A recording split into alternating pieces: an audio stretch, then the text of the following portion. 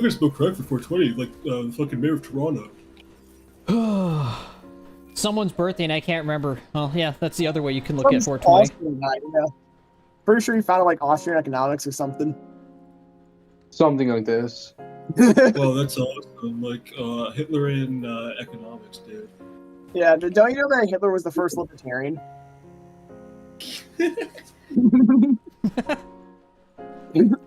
Remember, there are people who want to ironically believe this. Mises was one of his students, as we all know. All right, guys. All right, I'm gonna go ahead and publicize it. Let's see who joins. Starting Wage Rage Radio. Let's try it out. You guys ready? No. Yeah, I got my rage out. Again. All right. Okay, I got my. All right, let's try it out. Let's go Wage Rage Radio. All right, we're live. See who joins and comes to hang. I'll keep an eye out in the comment section to see if anything is, if somebody shows up. But yeah.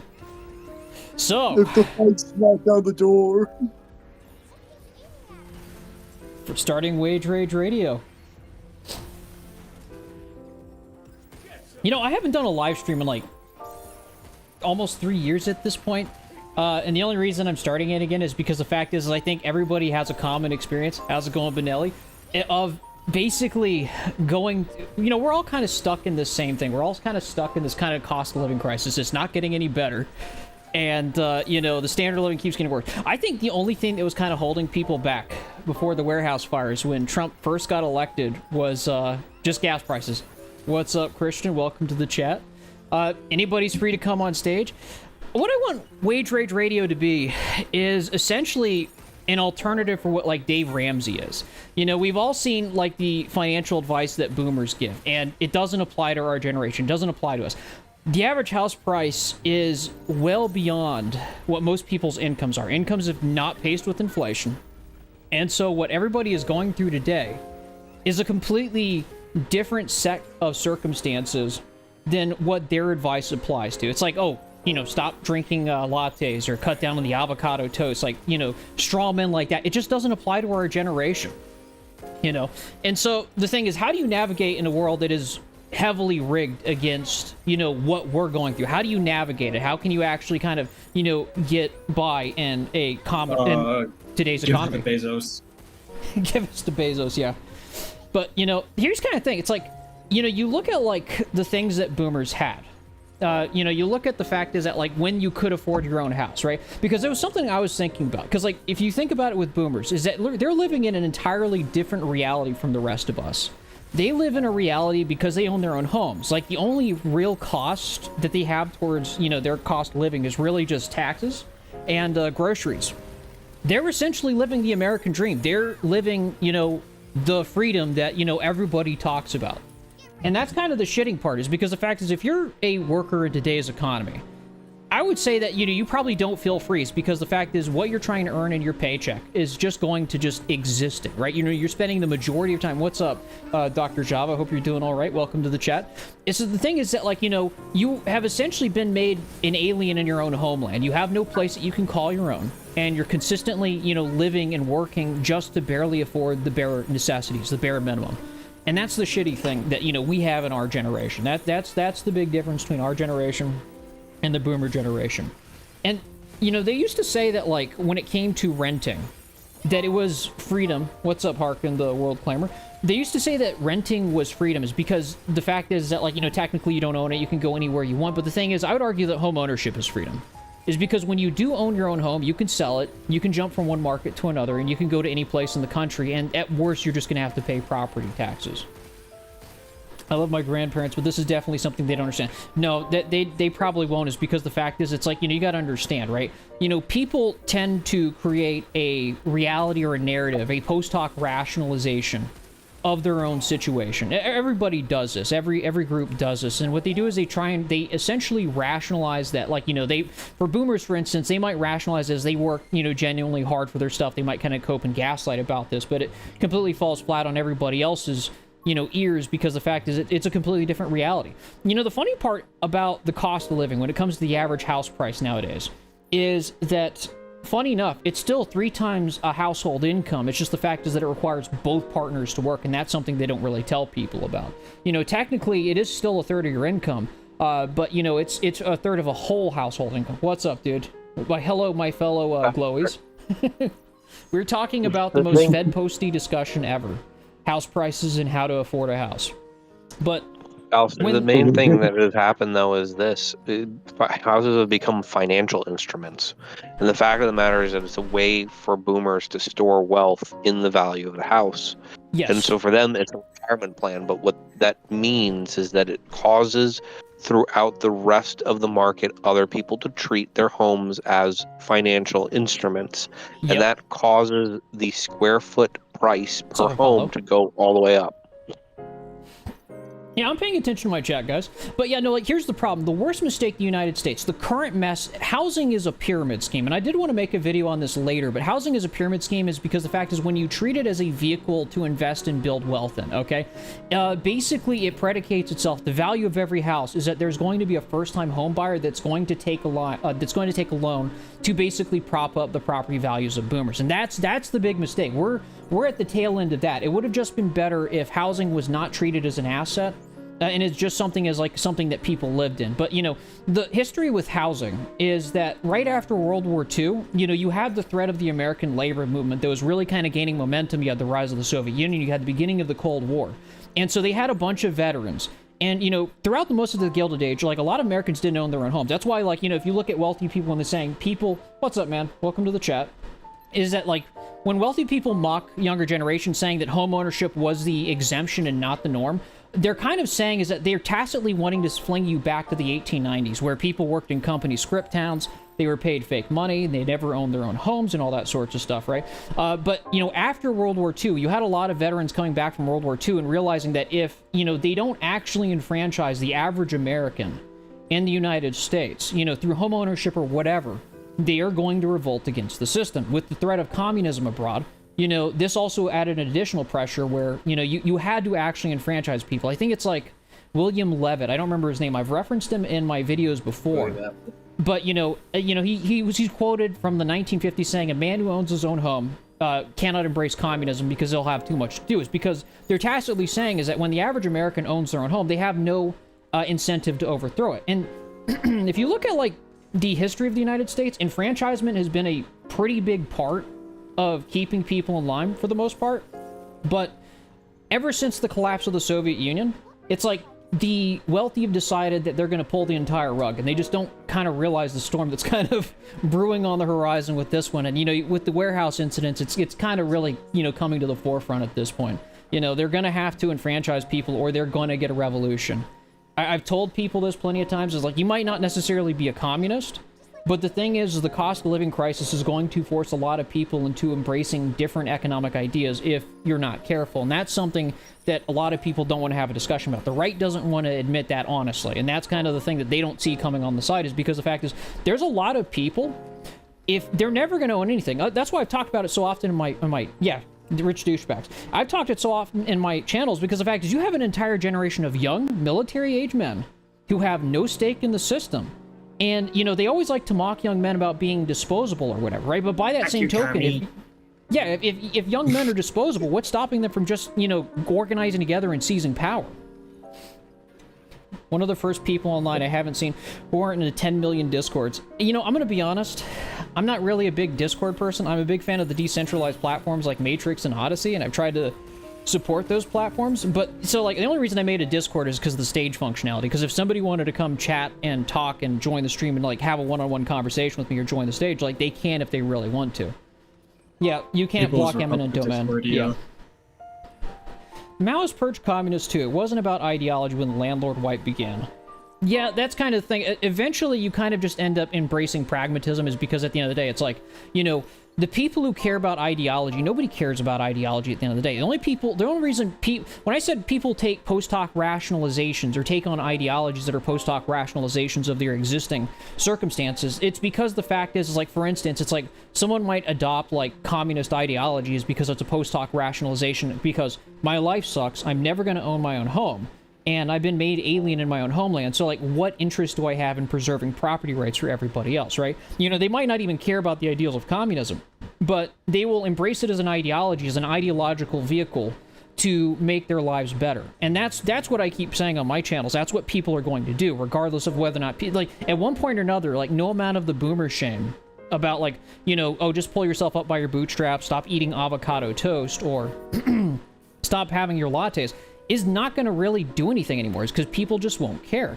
You know, the thing is, I've said this a couple of times on my channel, is that the only person who's more dangerous than somebody who has everything in the world is somebody who has nothing left to lose. And that's kind of the situation the United States is getting in, especially with young men, is because what interest, these are the people who will literally fight wars on your behalf. Like, what interest do they have in preserving the existing system if they're told that they're going to be a perpetual renter, they're only going to be able to afford a 300 square foot shit box for $3,000 a month, they're going to have no privacy, and everything they're going to do is going to be surveilled. And then, like, if they say something offensive, like, you know, the world HR department is going to, like, get you fired from your job or something like that because you said something yikesy. See, I've never been much of a latte person. I kind of just go with energy drinks. Actually, I do drink black coffee, but not necessarily, you know, lattes. I just got tired of buying creamers because the thing is, it gets expensive, and at one point or another, you just kind of drink the coffee for the caffeine, so it's just usually black coffee for me. But, yeah. You know, it's kind of funny with a lot of these idioms that boomers use, such as pull yourself by the bootstraps. That one is literally a metaphor for doing the impossible. Yeah, like, there's a lot of things that they ended up, like, adopting and co-opting and just kind of turning against it, and it just doesn't make any sense. Like, it literally was kind of a meme. It's like, what are you expecting somebody to do? Just, like, quite literally pull themselves up by their bootstraps? Like, what, you're gonna, like, start levitating in the air or some nonsense like that? It is kind of crazy how they turn, like, a lot of those phraseologies into something serious. They just, like, take it seriously, even though it was, like, something that was used to make fun of them for a period of time. Not even cappuccino. Man, dude, I'm a black coffee person. I don't drink these things just because I care about the taste. I just drink it because of the caffeine. That's kind of where I'm at. Perfectly good idea to advertise a co-sponsored bill, putting those block cameras in place not even a week after the Sam Altman situation. Dude, like, I was surprised that there were 2 attempts with Scam Altman so quickly, is because the fact is, but I'm also kind of not surprised, is because that's how bad things have gotten, okay? You know, you cannot, it's like prodding an animal, it's like prodding a bear. You can only poke a bear for so long before, like, people chimp out. Like, the whole warehouse thing, I just consider it to be a working class chimp out. It's like, you know, the thing about it is, like, there's nothing noble about, like, what people are doing. It's just because the fact is people are fed up. And at one point or another, it's like, they just won't care. Without Sam Altman, though, like, how are you going to have your AI-generated porn? Yeah, that's Bro, what am I gonna do? What am I Yeah. gonna do without, like, my AI CP? Remain a proletarianized goy slave and a goon to AICP. True. You know, if you look at the outlooks between, like, China and the United States, like, the Chinese are far more positive about AI than the United States is. And, you know, obviously, because the fact is like, they've only used it to antagonize people here in the United States.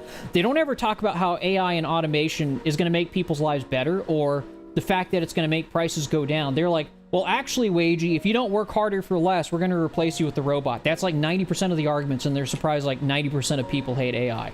Even though, like, I say this as somebody in the minority that actually likes AI to some degree, but I also don't think it's going to take everybody's job either. It's just the fact is this is a bunch of speculative investing garbage. But, you know, that's neither here nor there. AI will replace your job, really and we will funny use how it to they make do AI. that. There's a Yeah. legitimate vector for replacing engineers, for example. That's one of the silliest things. When in reality, it's far better at tasks that would be involving, say, like, yeah, exactly, like HR and all that.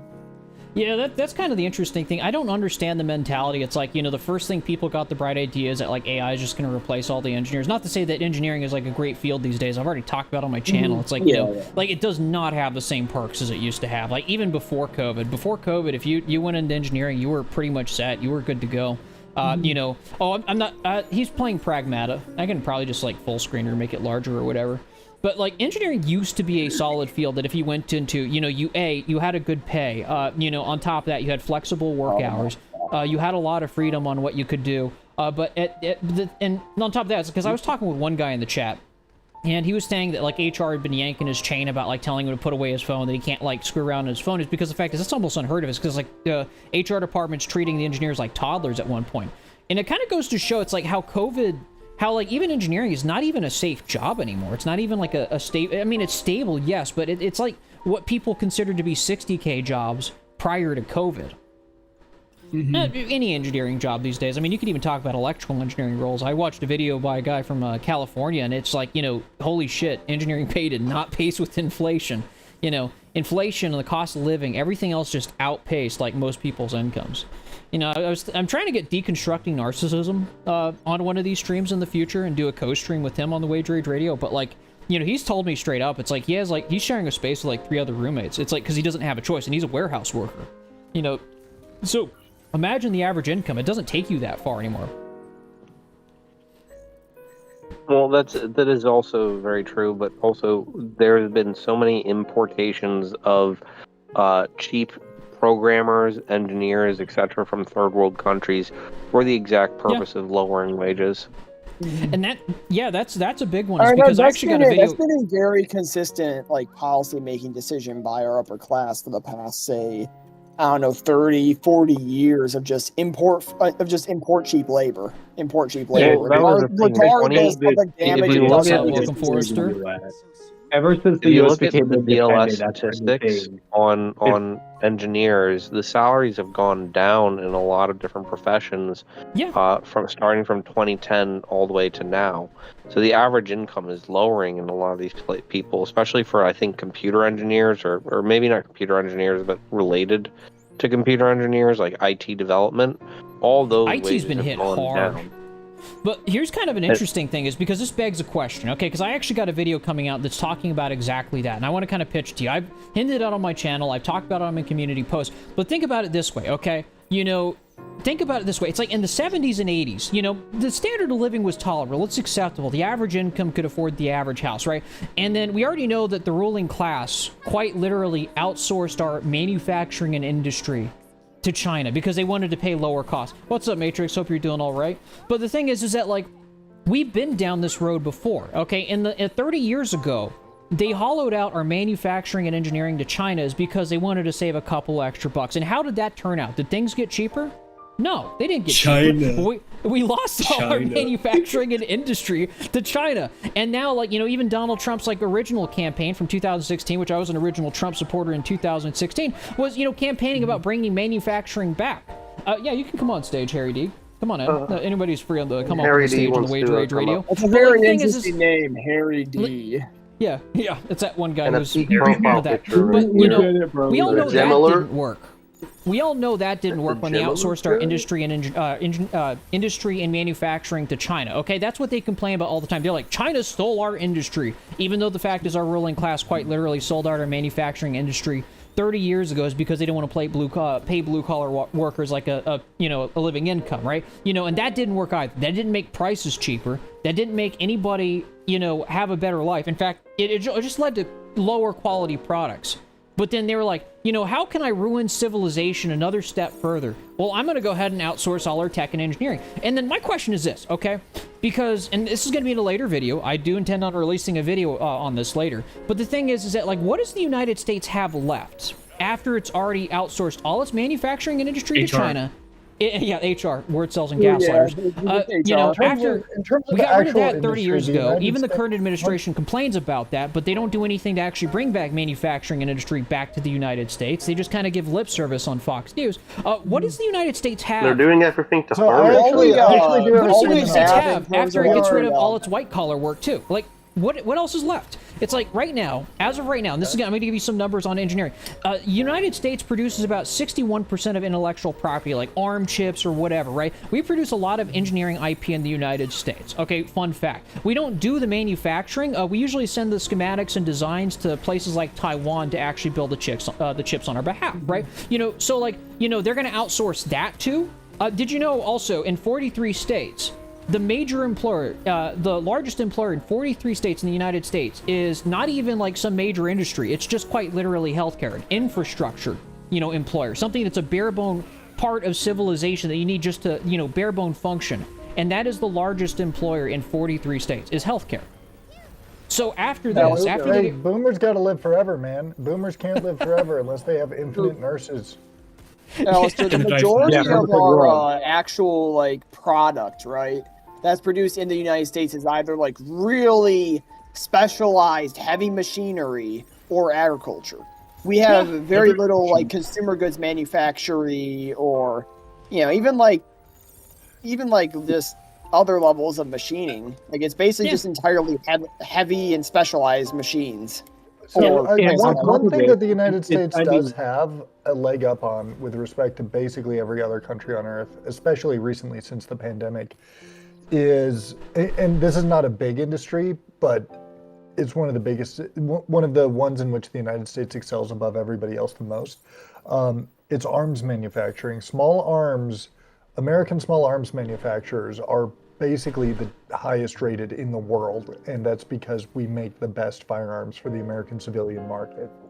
And yeah, it's been a small golden arms age for the U.S. manufacturing though isn't you know like war manufacturing, of course. It's Because when one- it comes to actual, I mean, don't get me wrong, right? We have the Lockheed Martin factory and all that, but when it comes to actually translating this or spending on like military industry, it is some 90% of it just goes into like the pockets of people in the system.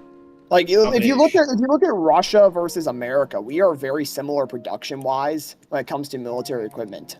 30 or And electrical Russia is spends By the way, we should $19 spend an hour. $50 That's billion just barely just above 100 minimum wage, people to dude. get a job. We should spend $50 billion just so that like 10 Here's the thing I noticed, Sparky Nerd, is that like, you know, what they're going to do, what Fox News is going to do is they're going to do the same thing to blue-collar workers, what they did to coders, you know, computer science guys, like just now, recently. They're going to pump up that field with a bunch of labor, and then like when it doesn't pan out, they're going to pull the rug and then gaslight everybody. Because like the thing is that like, you know, the salaries that they talk about in blue-collar work is really for people who are like, you know, in the field for 30 freaking years or something like that, or own their own business. Like the average, you know, journeyman or whatever is not going to have that salary.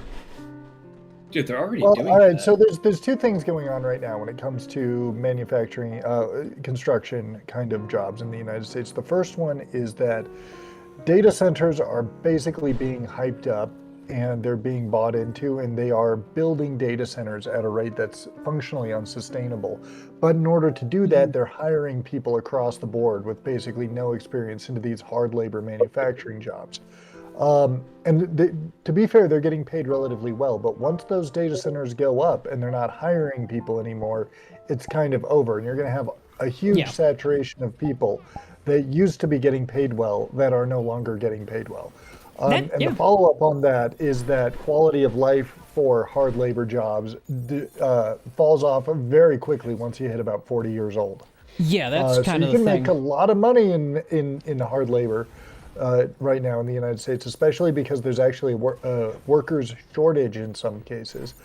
But once you hit 40, you are going to be paying for it. Yeah, that makes sense. I actually had a buddy who got out of the Marines, and he did like a bunch of HVAC stuff, and he's like currently got in engineering. He's a nice guy and all that sort of stuff. But I told him, I was like, that's probably a smart move. Like he's in his middle of his 30s to just kind of like go to more like an office or a lab job.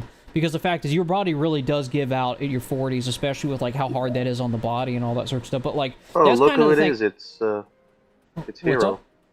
Okay. It's Hero, one of the ITFV goats. Okay. Yeah. Hero, you want to come up? Yeah, he can We come on wanna up to the stay stage here. if he wants to chat. But like, here's kind of the thing. The one secret about capitalism that I kind of try to tell people a little bit about is, the Palantir Manifesto. I kind of got to laugh at that one. It's interesting that like the people who are the elite of the United States, the ruling class of the United States, the people who call the most shots, who have these little inner circles, are calling other people elites. I will never not understand that and not laugh at the fact when like wealthy people like to call other people elites, like the Ivy League elites. I'm like, bro, dude, you are the elite. Stop acting like a child. Like, you know, just You own up own to that. everything. Yeah. The thing is, it just goes into You our are society. the 'cause we elite. worship It's so LARPy, dude. I mean, the thing is, they call our people at least because they actually have some grounds to being, you know, a aristocratic, almost like pseudo class or whatever when it comes to. They their want to standard be of living difference. aristocrats, but without the responsibility of noblesse oblige, and that's the problem with our existing ruling class. It's like they want to have their cake and eat it too. Unintended. Well, they wanna eat their cake and have it too. Yeah, Don't get yeah, the I idiom was, backwards. yeah, I always get the idiom backwards. I think everybody Yeah. does. Yeah, I've done that's for a funny years. thing. That is it's a weird like boomer idiom. And another case Yeah. where it's Yeah, like, like yeah, it'd the be a inverse of boomer, it. yeah. So, like the reason that I honestly consider the reason why they always say, like, all these elites always say, oh, the insert elite this, insert elite that, is because they know that our society just worships losers. Yeah.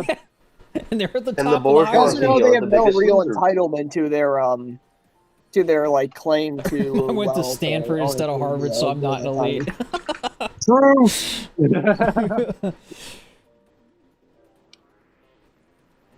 No, I but mean, to no, be it's honest, like they're how- openly evil. It's like, to think about it this way. I'm pretty sure it's like, you know, in the mythology of Lord of the Rings, like the Palantir are like the seeing stones created by Morgoth, the evil Valar.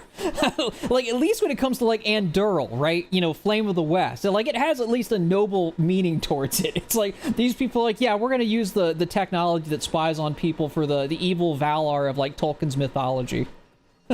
We're literally going to fucking have like the Eye of Sauron or whatever over here. Oh yeah. and, That'll be we're the good guys, though. their central server bank. Yeah. Their server farm is going to be called the Eye of Sauron. Yeah. Yeah. At least they're honest about what they're doing. I mean, that's quite the improvement. True, yeah. Yeah, the mean, the medieval thing is, serf they- did they live were- better is because the fact is that, like, and so the interesting thing about, like, why the medieval serf lived better is because, you know, similar to the way AI is not actually being used to make anybody's lives better right now, and, you know, the thing is that, like, it goes back to the Industrial Revolution, the steam engine, because funny enough, like, within the Anglosphere, when the Industrial Revolution was first handing out, you had, like, the first signs of urbanization, you know, basically feudal lords will turn out their lots and kick off peasants out of their things, and they'd be forced to go live into the urban centers. That was proletarianization, where essentially instead of like primitive giving, accumulation. yeah, That's primitive what we're accumulation, talking we would call it that. And so the thing about it is that, like, you know, you had a change in the dynamics of like people being forced into urbanization, these dense urban centers, where they had to sell their labor for a wage. And so the thing is that, like, this technology, the steam engine, it wasn't used. The second order consequences of it making people's lives better came on as time went on when you kept the wealthy in line. But the thing is that, like, it wasn't originally used by the wealthy or the ruling class or the bourgeoisie to actually make people's lives better. It was just to basically make people more productive, and it was antagonistically used to basically make people work harder. Just like, you know, like all the discussion around AI or scam Altman is like, well, why don't we compare about how much energy it takes to raise a single human being, you know, in comparison to, like, you know, using my stupid little chat bot that doesn't even work in the first place and hallucinates like 90% of things. It's like, you know, it's not being used. That's been trained on its own data for 14 years, and we wonder why it's shit. Yeah, but, like, that's kind of the thing. It's like, you know, none of these things, this isn't new. It's like, the thing is, the only reason that the ruling class have gone full mask off is because with the collapse of the Soviet Union and the threat of labor against capital, like, the ruling class is just pulling its mask off and showing its true colors again. That's essentially what they're doing. You know, if you look at the standard of living that we're living through, it is pretty much bar none similar to the 1890s. We're in the second Gilded Age, and really only, like, labor movements kept the ruling class in check. That's the truth of it. Like, if you've ever seen What's Up, Nilfi, good to see you, man. Welcome to the chat. We're just chatting and chilling. We're going full wage rage mode. We're talking about the cost of living crisis and the relation to the American labor movement. But the thing is that, Better like, yet, look at the like wealth relations, and by that, I mean the concentration. It's near identical, if not worse does than that of Eru know himself? pre-revolutionary Thanks, French. Typhar. I'm getting shamed for that last title. I deserve it. I was trying to come up with a clickbaity title. Couldn't come up with a good one, so I just kind of went with it. So I went with, can the universe know itself? But yeah, can Eru know himself? That was a good one. Can Eru know himself? But, yeah, no, like, that's kind of thing. It's like the labor movement was really the only thing that kind of kept the ruling class in line. You know, the thing is that, like, with the threat of labor against capital was really the only thing that kept the wealthy from going full barbaric. You know, in combination with the threat of communism. Like, the thing is when there was the threat of communism, you know, during the Cold War, you know, the ruling class had no choice but to enfranchise the American working class. Like, that's kind of thing. You might not agree with the ideology of socialism. I don't really care about the ideals of communism either. I don't really care about, like, you know, to each according to their need or whatever, right? But the thing is, you have to admit that with the presence of communism on the world stage, it did keep our ruling class in line. Is because over the last 35 years, since the collapse of the Soviet Union, both boomers and the wealthy have wasted no time at quite literally flinging us into the second Gilded Age, where we're now being told with no shame from the same ruling class that A, we're going to be perpetual renters, B, we're not going to have any privacy, and on top of that, our ruling class quite literally diddle children, you know, in their mansions shamelessly as well. Like, look how... And there's nothing you can do.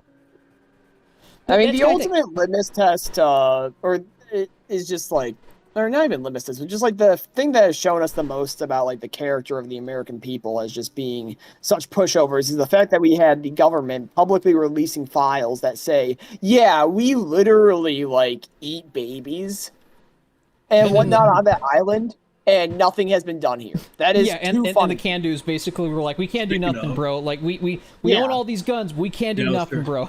Yeah, and, just a reminder, you know why the Second Amendment exists? Tell me, why do you think it exists, Alistair? Why do you think the Second Amendment exists? Oh, it's for hunting. Fucking It's totally made not that about manifesto. overthrowing the government. The founding fathers It never is- talked about Yeah, that. it is verbatim. Shoot the government if it's bad. It is verbatim what the Second basically. Amendment is. Well, that's kind of the funny part. Is But like, it's a notice lot how like harder the to gun get control close to debate these like ruling died. elites than it used to be. Yeah. It's a lot harder to get close to the ruling elites than it used to be. Oh, certainly, but Yeah. you know, And they're just not the fact exactly that, local the problems fact that anymore. libertarians lack the necessary outlook to actually do anything is just too funny. Like they're just cucks. That's all they are. They're libshits. Oh, They're worth The Also, interesting thing Outsourcing about made a manifesto. You gotta fucking check it out. yeah, I'll check it out in a second. But like that's kind of thing. It's like, you know, like what you're saying with like the warehouse Luigi stuff. Like the interesting thing about warehouse Luigi is like most people think that this is, you know, that this is the revolution itself. Like I don't think it's that. I think it's probably closer to Narodnicism. If you're familiar with that, Narodnicism in the like, you know, during the Russian Empire was basically random outlash by this because the cost of living got really bad. Like if you look back at the 1910s and the 1920s and the radical shit that people did, this is not new. Like the thing is that like because the cost of living has gotten so bad, people are going, yeah, I read the chat. Warehouse Luigi. Is that the guy's name? Does he read the chat? I read the chat, bro. But welcome to the chat, Mimic. Heard it was Paper Mario. Now people are going by Paper Mario. I guess I'm going to go by Paper Mario. But the thing is, this is going to just become more common. Unless the cost of living crisis gets better, like, this is going to continue. You can't control it. People are going to do spontaneous things. And when you push people into a corner, they're going to do crazy things. Like, none of this stuff kind of really surprises me. Totally not Farina. But, yeah. Generally Well, look- speaking, animals are far more dangerous when they're cornered than on their own.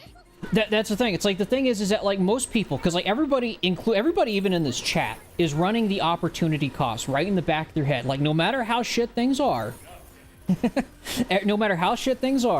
is that like everybody's running the opportunity like cost in the back of their head, right? Is because like a lot of people, if you look at the stupid leftists who are basically talking about revolution, it's like, you know, they're always like treating it as like this like noble thing or whatever, right? But the thing is, if you want to get into the real politics of it, okay, everybody is running an opportunity cost in the back of their head where they're weighing, is it better just to accept the terms and conditions of the existing system and just comply with it, even if it's shitty? Or is the terms and conditions of that going to get so bad where I'm going to risk possible imprisonment in committing, you know, an armed insurrection against the existing state, right? That opportunity cost is going in everybody's head, in the back of their head, whether they like to admit it or not, is whether or not they're going to just comply with the existing system and stick with it and hope it gets better, or, you know, take the alternative route. And you can't really stop it. The thing is that, like with the warehouse guy, okay? I have no doubt this is the exact conversation that went on between him and his manager, okay? You know, gas prices skyrocketed. It looks like he was in California, which they easily skyrocketed to like $8 a gallon or something like that, right? He probably said, I can't afford this commute, and they just recognize that, like, he's running negative. He's below the kill line. It's like, you know, there's nothing he's going to do. He's just losing money no matter what. He doesn't have anywhere else to go. The job market is trash, and he's like, you know what, fuck it. I don't care anymore, and he just lets go. But yeah. No, the pain of staying the same has to be stronger than the pain of changing. That's essentially it. Yeah, that's it.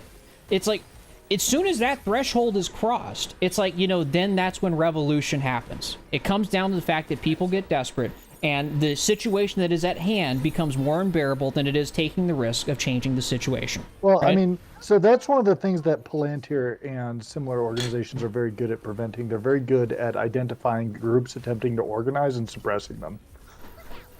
It doesn't matter if it's a group. It's the thing is you can't really stop spontaneous Oh yeah, people who've got individuals are nothing getting left cut to lose. loose. I agree that you can go after individuals are getting individuals cut all day. loose, They but could it's like going to be a lot harder for individuals to affect meaningful change because Okay, I generally think- speaking, it requires an organized come on group of upstage. elites to affect meaningful change if you look at historic counter-elite. precedent. But here's kind of the thing, okay? Like, you know, okay, someone's outspoken. Like, take me for example. I'm an outspoken person. I don't really hold back. I don't hold back my opinion on the wealthy. That, you know, they say they take me out. That's not going to stop everybody else who's in this chat. I don't think they'll who's take you thinking out. the I exact think they same take thing. out organized systems that Yeah, actually you're try not to wrong. affect He's political using change. himself for an example. Yeah, you could make an example out of anybody, but the thing is, it will not stop people from doing their own thing. It's like, you know, the warehouse guy. Do you think he cares like whether or not Palantir does that? He's just like realized I got nothing left to lose. Fuck it, I'm just burning everything down. It's like that's not going to stop a working class gentleman. Here's a funny little tidbit about the whole, you know, taking out organized system thing is that the reality of our, you know, surveillance state type of situation is not that of like the Stasi of East Germany, where they literally could enforce their mandate everywhere. No, in reality, these types of things take a long ass time to conduct from the federal side of things. And if there's enough terror going on, things are falling apart. It's simple as that. Yeah, well, like, that's kind of the thing. The current system is more of an anarcho-tyranny than a real tyranny. That's what it is. It's just the idea of the police will come if you do something bad. That's what controls people.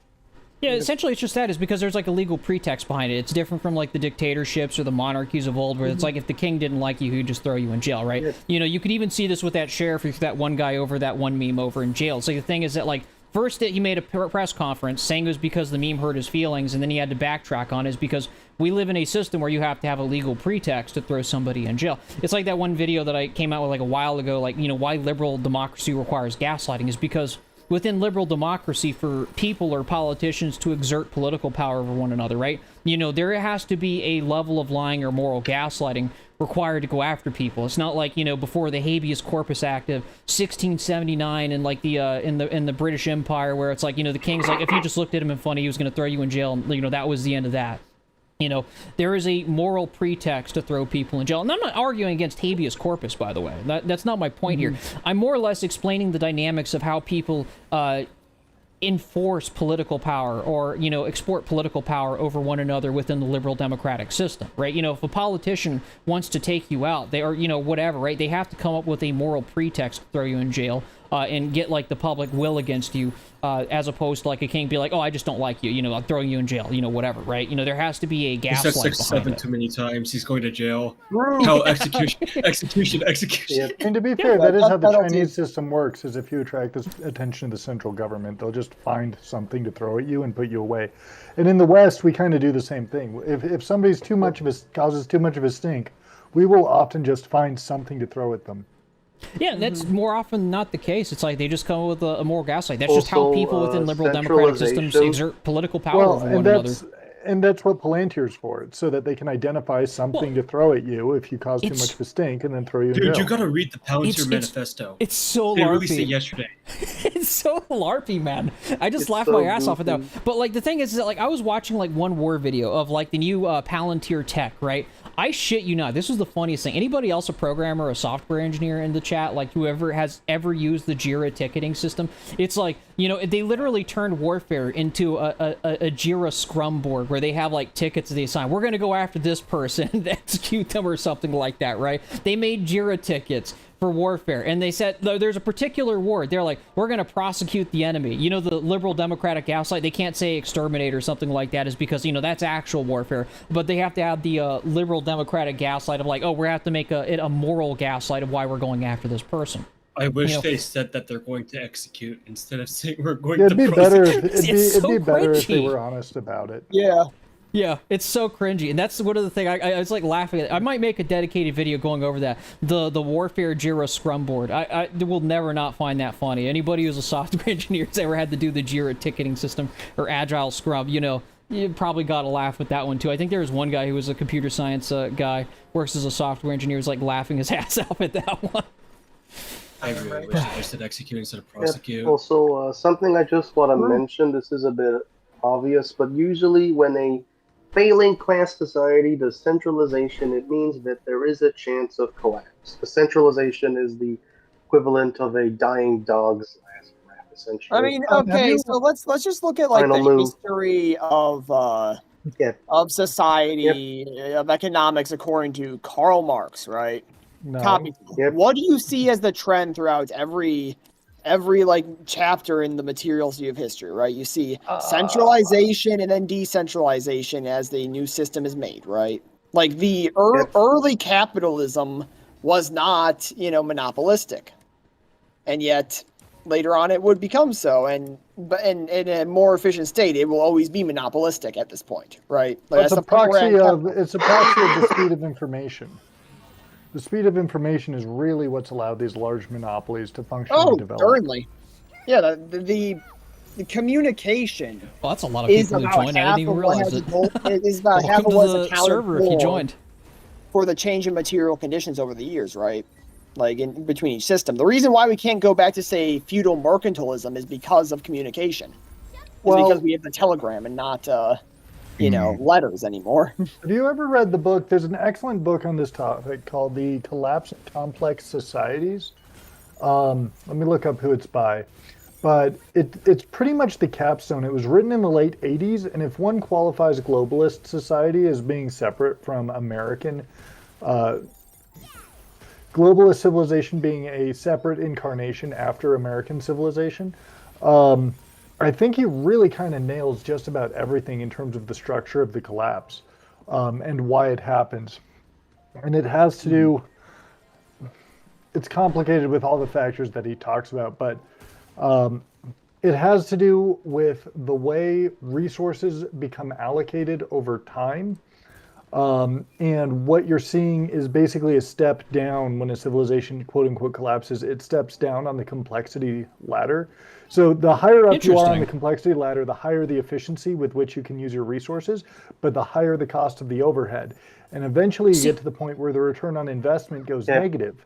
And when that happens, societies usually try to become more complex, but can't pay for it anymore. See, here's the thing. And that's when the collapse happens and they step back down the complexity ladder. Yep. If it complements the existing forces of production with that society, I would say that complexity is good. Is because one of the things I would argue why the Chinese endured the century of humiliation at the behest of the British Empire is because it's not that they didn't have enough complexity, it's that they had a ton of complexity. They had an entire bureaucracy and state. It's just the fact is they had also a very arrogant culture that was, ignorant of the developments going on in Europe at the time. For instance, the invention of the steam engine, the rise of the British Empire. And so the thing is, what's up? Here, I would like to say something. Here, I'm gonna pop a link to my review of the book so you guys can read it if you're I'm just listening in. I do think that analyzing why revolutions happen is good, but we can't really associate it with one single metric. Although we can see how the cost of living is just so horrendous that it is more viable to just overthrow the government. I do think there's an aspect of confidence within yourself to be able to do that. If you don't have the confidence, you're just going to shoot someone. I mean, that's fine. But yeah, I do think that you need a collective to enter. And there's at least 3 different factors that go into how confident you are as well. If you're communicating with people and if you know that other people are in the same situation as you, then obviously that's more confidence in that.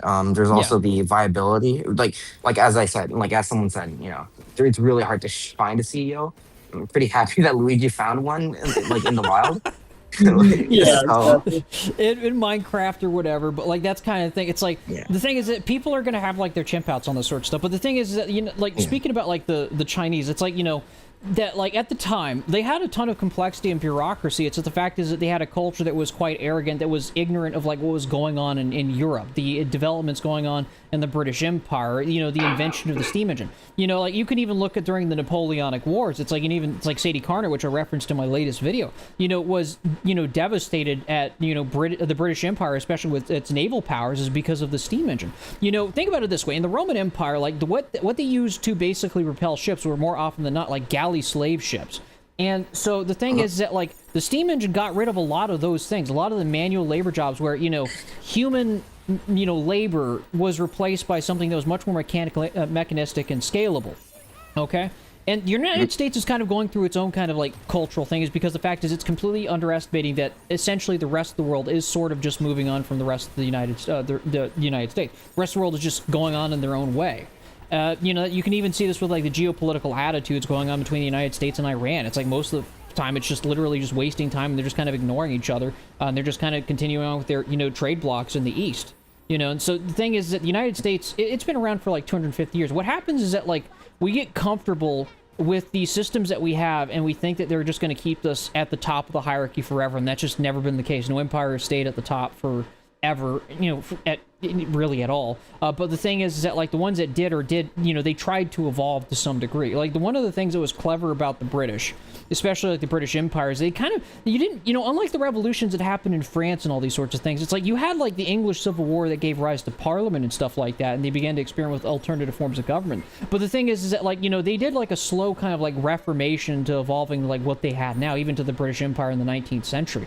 The thing is that, like, you know, the societies that do evolve to some degree, kind of recognizing like that the world is kind of moving on, you know, do continue to move on. The only reason the Chinese are so pro AI and pro technology is because, again, you know, they endured the century of humiliation at the hand of the British Empire, and so they know what it's like to feel the sting of technologically falling behind, and so that's why they take technology very seriously. You know, they try to adopt it to make their civilization better. They don't really hide that.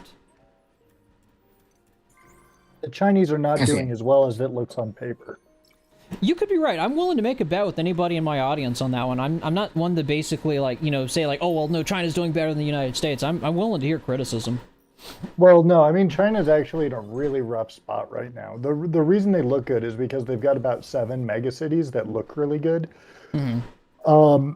But they're in a rough spot when it comes to their national economy, because they are going through the same overeducation crisis that we are in the United States, with a staggering drop in youth employment, to the point where large swaths of the population are functionally doing what young Americans are doing and giving up. Mm. Yeah, that's a possibility. I have heard about that. It's called lying flat in their culture, and it could just be the fact that lying flat is one of many euphemisms for doing that have been removed from WeChat. Yeah, you're not allowed to say it anymore. Yeah, that's one thing I don't, because I've already said multiple times in my own videos that I'm more of an individualist. You know, I definitely do appreciate that aspect of Western civilization, though I do think individualism carries itself like way too fucking far at certain times, especially considering the state of our existing ruling class that have literally rigged the entire system to solely benefit themselves at the expense of everybody else. It's impressive how they've rigged the system so much, you know, that kind of individualism, where it's like, you know, it's only benefiting like a particular class of people at the behest of everybody else. That's just not even healthy, by the way. But yeah, they have no democratic process to release pressure. I'm going to say a hot take. The United States doesn't have that democratic process either. It's a big gaslight. We're under kind of the control of a uniparty that really kind of acts as a filter, you know, from democratic process. Yeah, really, I mean, that's what the Dems are for. A valid like, the Dems have, like... Yeah, no, like, we live under a dictatorship, just the less honest one, and that's kind of the thing that I hate about our ruling class, is because... dictatorship? Yeah, the thing is like, we have a less honest dictatorship where we're ruled by a uniparty that acts as a de facto filter for the allowed opinions that are, you know, allowed to be discussed in the national government. That's the problem with the United States, and that's probably what's going to basically screw over the U.S. in the long run.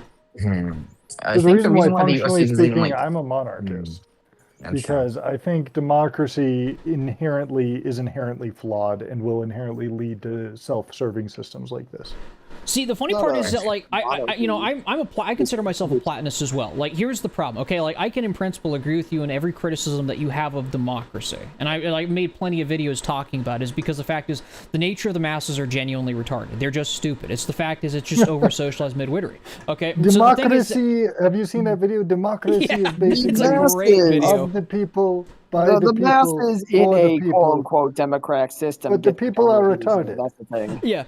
The thing is that, like, we all know how, like, over-socialized groups or groupthink retards really act, okay? Like, we're all very familiar with this stuff, okay? And what I elucidated in one of my other videos on, like, the determination of the Philosopher King, okay? And I could talk about Bukele or whatever, right? That's not the point of the conversation. But the thing is the concept of the Philosopher King is one can just go full Platonist and say, like, yeah, we would all like to have, like, a very competent and wise leader, you know, to govern society. I think we could all at least agree with that in principle, maybe with a handful of, like, over-socialized midwits who want to make everything perfectly equal or whatever, right? You know, we want competent rulers. The problem is what mechanism do we have to determine who is the best to lead society? And I've kind of elaborated a little bit in my older videos, is that, you know, you need to have a system which incentivizes the choice of the best person, the most meritocratic person to be put in charge.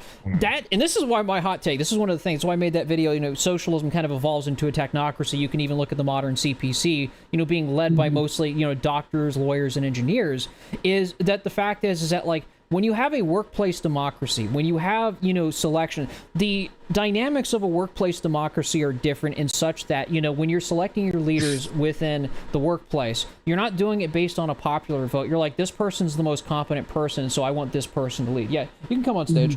I don't know how you got off the stage, but that is the dynamics.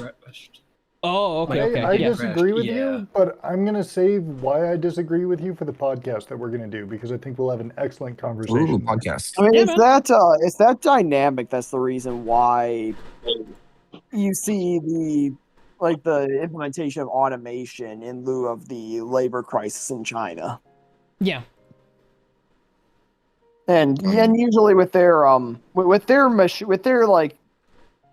fully automated factories and all that, generally on the software side is where they specialize, while the machines are more general, whereas in the case of our factories, we have very hyper specialized machines. That's why Chinese factories can retool far more rapidly than we can.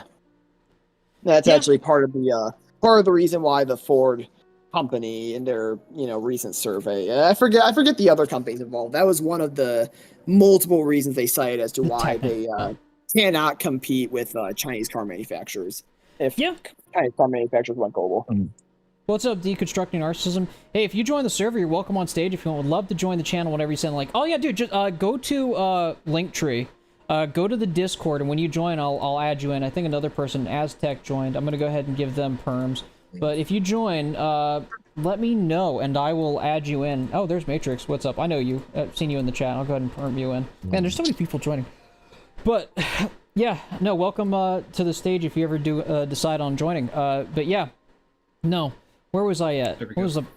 So, yeah, no, the thing about it is that the reason why I'm an elitist is because I know how finicky people are as a group, and we all have dealt with groupthink. Let's be honest, we all have dealt that, right? And so the reason why I don't fully accept, like, the Philosopher King notion is because the fact is it's all down to selection metrics. Like, how do you have a group of people determine, who is the best to lead, right? We're all familiar. Even Plato made the critique like 2,000 some odd years ago about democracy, where the finicky nature of the masses choose people over superficial shit, or maybe, they talk funny or whatever, right? There's a million things that, and you can even see this on social media, where some people that, say they're only going to elect somebody who's a good hang or whatever. And not to say that I'm not a social person, I like to socialize, but at the end of the day, it's like when I'm choosing a leader, I want them to be a good lead. I want a meritocracy in a sort of sense. I want the best person lead. Just like if you were to choose somebody who's doing open heart surgery on you, you wouldn't want to choose somebody who's a good hang, now would you? Now, obviously a good hang would be a nice thing, but you'd want them to be competent at the very least. And so that would probably be a higher priority. And so, that's why I say when I choose workplace democracy or socialist democracy, that is the reason why I like socialist democracy or workers' democracy, is because the fact is the incentive structure around a workplace democracy is largely more meritocratic. You have a different incentive structure to elect people based on, their skill and competency at their job. I could drop it in the chat, and we'll try that out, because let me go ahead and do that, and I can bring you into the server. Let me go ahead and get you the link. Anybody who wants to join on in? Yeah, here you go, Deconstructing Narcissism. I think we should elect people through Russian roulette. There's some sortition way. The invitation to the Discord server I just posted in the chat if anybody wants to join on the stage. Because like I said, I host these. I want to do this to be like open-ended. Anybody's free to come on the stage and talk about the cost of living crisis or the form of governance or whatever. Right now we're talking about Plato and the concept of the Philosopher King. But that is why I like the idea of a workers' democracy, is because I believe that it has a different incentive structure that incentivizes a meritocracy, and that's why I like that. That's what I consider to be the reconciliation to Plato's Philosopher King. And the funny part is, if you go back to Aristotle actually did have a similar concept too. It's kind of funny because people use Aristotle as like a way to jab at Plato. Is that the fact is that like even Aristotle believed in lieu of that to have like a concept of an educated democracy. That's the only difference. I'm not qualified enough to speak on stage. It's an open chat, man. Anybody's free to speak on stage. Like if you want to come on up, feel free. If you want to contribute to the discussion. career politicians should be replaced with people who actually work. I agree. See, I was actually talking with a buddy about that. That's true. Hands for toothpicks. It's the thing is that, like, think about it this way. Okay, when you're choosing a leader in any other part of society, right? You want them to be competent and capable of their respective field in society. But the political class sees itself as somehow governing all of society, but not knowing anything about society. They've been given the role of basically, governing all of society without understanding all of society. Like, in what world would that ever make logical sense? To actually put somebody like that. I would counter with the idea that it's virtually impossible for any individual to have a proper, deep understanding of most aspects of human society at this point. For any given subtopic, there's maybe People who in are the world who understand experts it well. in the workplace, generally in an assembly, have a better understanding of society collectively than anybody who we would elect, right? The people we would elect have a very good understanding of what gets voters to vote for them. Empty promises. Which isn't and has never been actual policy results. It's only ever been gaslighting. Gaslighting and empty promises. The funny part is that, like, yeah, that's kind of one of the reasons why it's like, I like the idea of a philosopher king, but the thing is that, like, I mean, I will still agree. I know you're more on the monarchist side of the aisle. I'll probably agree with you on saying that, like, a competent, I'll invite you to the stage if you want to come, Aztec. A competent monarch is going to be more effective than a competent, republic. And that's kind of a hot take, is because the fact is that, like, I'd say that you have more information latency between individuals in a republic than, like, a competent monarchy. But the thing is that, like, when you have a bad monarchy, you have a really bad monarchy. I'm just saying. True. I got to get going, but it has been great to listen to you, and you guys have a good evening. You take it easy, man. You as well. You have a good evening. Jump in here right quick. I got a quick question for Griffin. I am Guts. I don't like you. Straight at it, man. Understandable. But one thing... I'm Team Griffith, so... Well, whatever. The main thing I've been wondering with all of this economic change is, at some point, Americans are going to have to adjust. If they're not going to have a revolution, they're not going to change things, they're going to have to adjust their style of living. That American dream where it's, what's it called? Like one woman, one man, and 3 kids, that's dead. Like, people's going to have to get used to having multiple families. And a lot of immigrants come here, and they're already used to having multiple generations in one home. If Americans are not going to fight this current system, they're going to have to adjust their way of living. I think that's where they're stuck. They're stuck between whether they want to have a solution. The thing is, like, I've had that talking point used against myself, and if you were to talk to most of the American working class, they've had that, like, argument used as well. And I understand where it's coming from, but the thing is that, like, we could all compare, like, the standard of living, like, to people, like, living, in, like, a country like that's, like, a third world country. And, like, yeah, you could make those arguments, but a lot of the times it's, like, it's just kind of used to antagonize, people who are just asking for the same standard of living as their parents. And, granted, a lot of the standard of living that came with that generation was more or less like a consequence of the post-war boom. I could agree with you. Maybe it didn't have to be exactly like that. But most of the people talking about the cost of living crisis right now are just saying, we would like to have like a modicum of a standard of living similar to our own parents, rather than have our country turn into kind of like essentially a country where you're being a perpetual renter in your own homeland. That's what most people, mean when they talk about the cost of living crisis. The crazy thing is that, like, everybody's becoming perpetual renters where nobody can afford housing, but we're not doing any developing of houses that even adjust for this new type of style. Like, you're not seeing fourplexes, triplexes. You're not seeing multi-family homes coming up left and right. If you're going to do this to the American people and want them to accept it, you're going to have some way for them to. You can't build all these single-family homes with $500,000. You got to kind of adjust the way you're engineering your society, and they're not even doing that. They're just they're saying here's an interesting.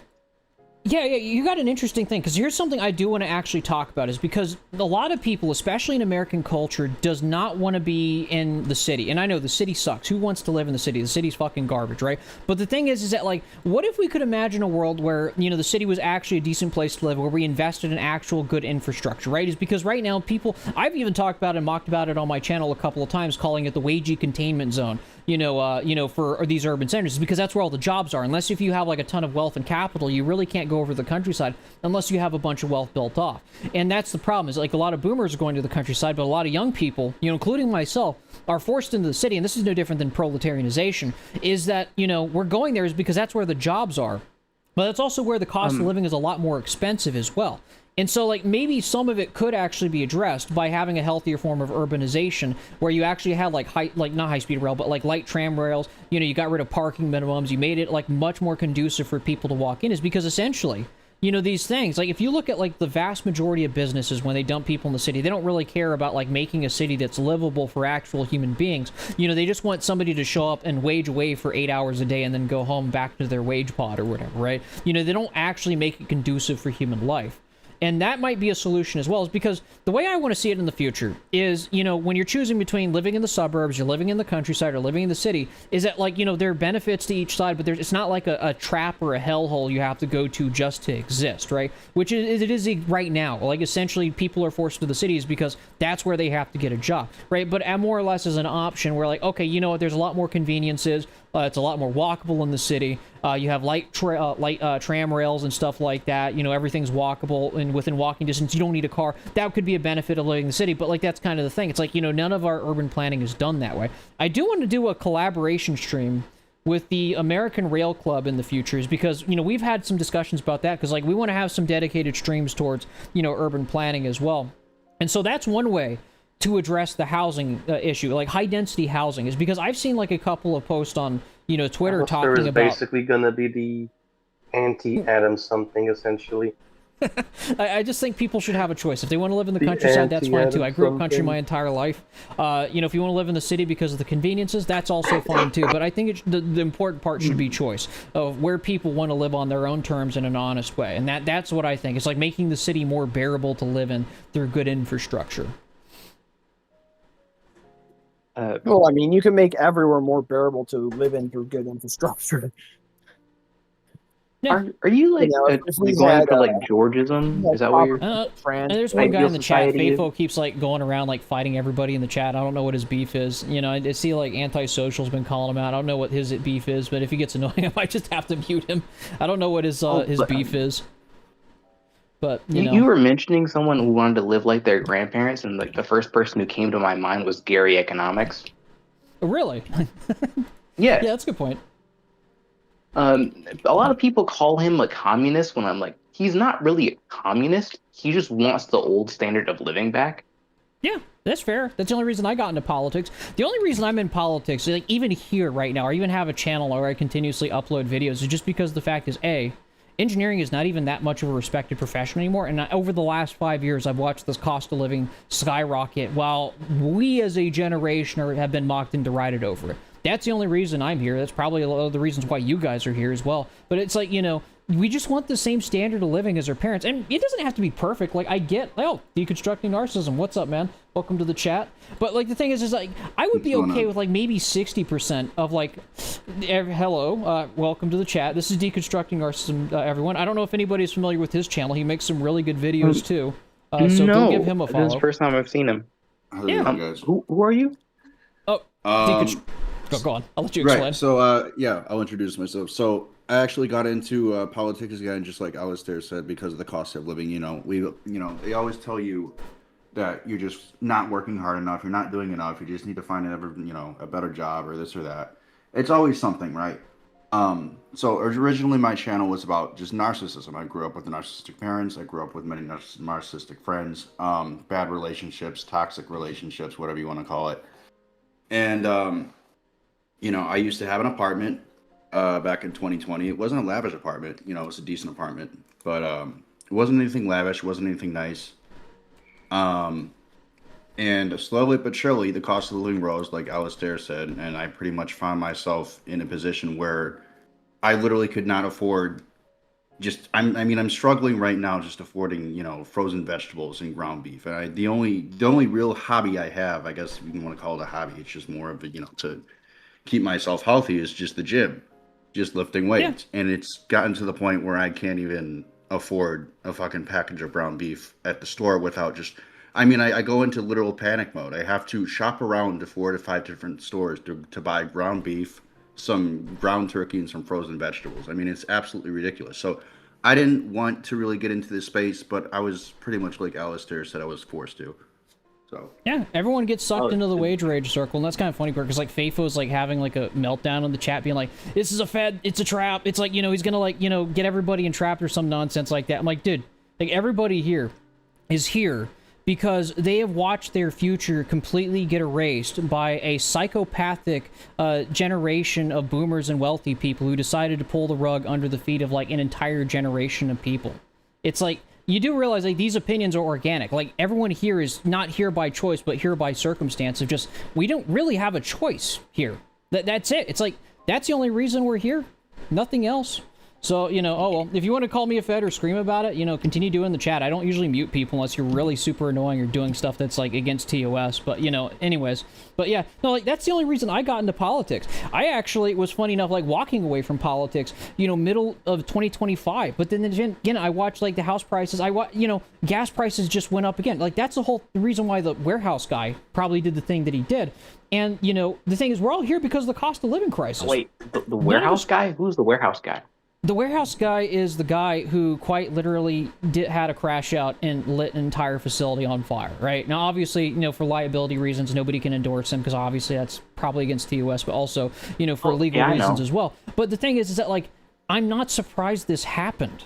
You can't just push everybody into a corner, make everybody a perpetual renter where they can't own their own home, they can't settle down and have their own family. They're being stuffed with like 3 roommates or something like that, and then gaslight them and then mock them and deride them. It was only a matter of time before, like, you know, I'm surprised. I'm going to be real with you, and this is like the hottest take ever. I'm surprised it didn't happen earlier.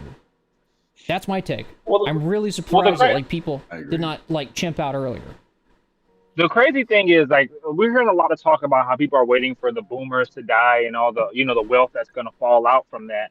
But I'm kind of concerned that when that does happen, between like estate taxes and property taxes going up, a lot of the people won't even be able to afford the house that will be passed on to them or grandfathered into them. You know what I'm saying? It's going to be a situation where even BlackRock is going to come through and swoop that from under people's feet. I mean, it depends, though. It's going to be a hospice. Hospice is going to be horrifically predatory. You guys are assuming that you guys are going to be put on the will. If you're smart about it and you put it in a trust fund, they're probably going to put like BlackRock on the will just despite like the other generation. So like, you didn't work for it. That would have been what they do. We're talking about like millennials and Generation Z is smart enough. We're talking about boomers here. They're still in this like state of mind where everything is still fine.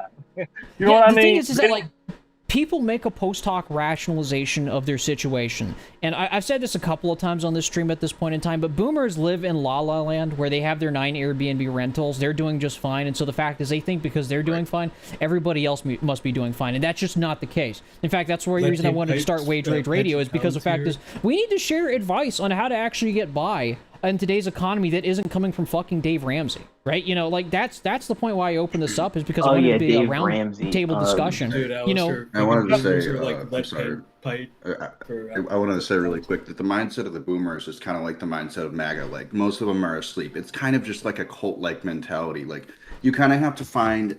Not every single boomer is like this in my experience. You know, a lot of them are, but you kind of have to find the boomers that don't have that mentality. Just like you kind of have to find the MAGA that are still not in the, you know, the cult-like mentality.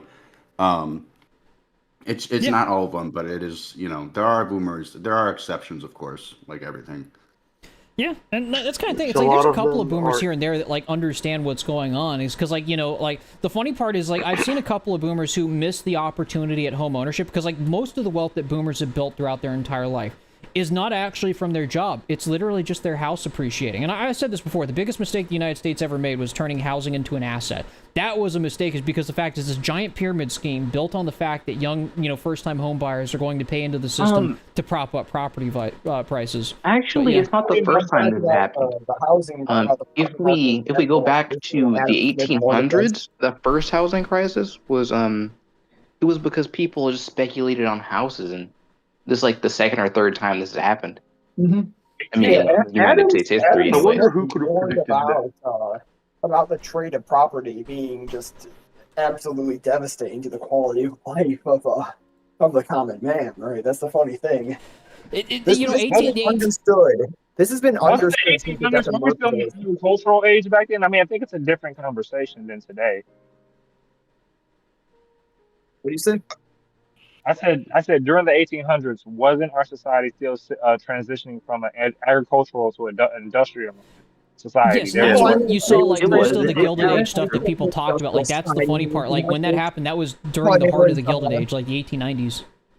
But it wasn't that it was an agricultural society in the 1800s. It was more of just that it wasn't really fully established. It is like the proper relations of industrial capitalism, right? Yeah. Well, I mean, but even so, people back then were still buying houses in the early 20s. Like every year now, the average age of a first time home buyer goes up from 38, 39, 40. Basically, they're basically saying millennials ain't buying shit. That's basically all they're saying.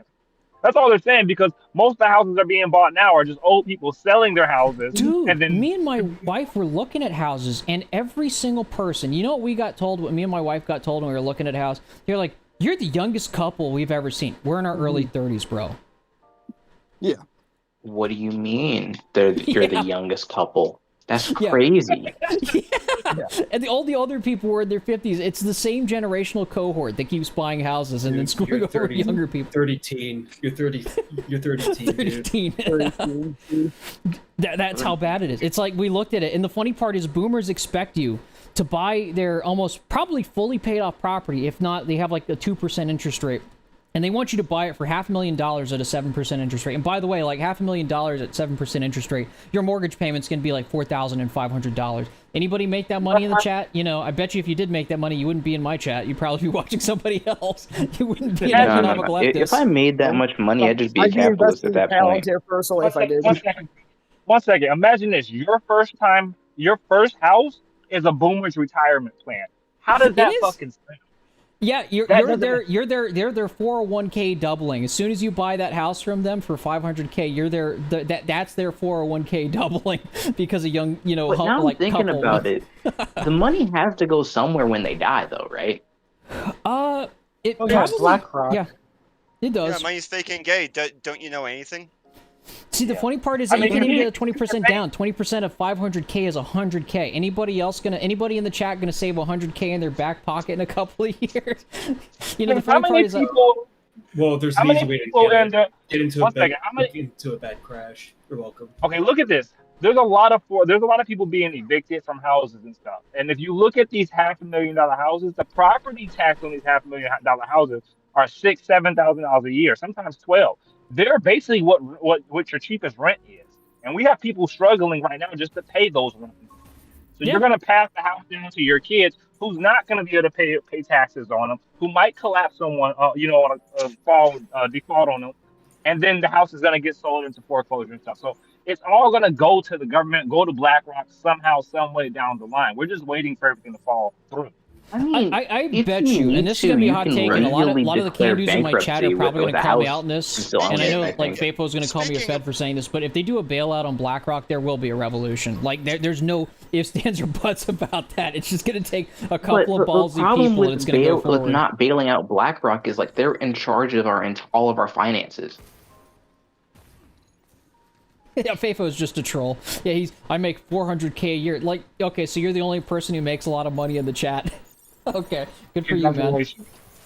Oh my god, it's like the biggest sigh. Good for you, bro. Congratulations. Things I do with 400k. I would not be here. Anybody who had made 400k would not be in this chat except for Fafo. That's what I make.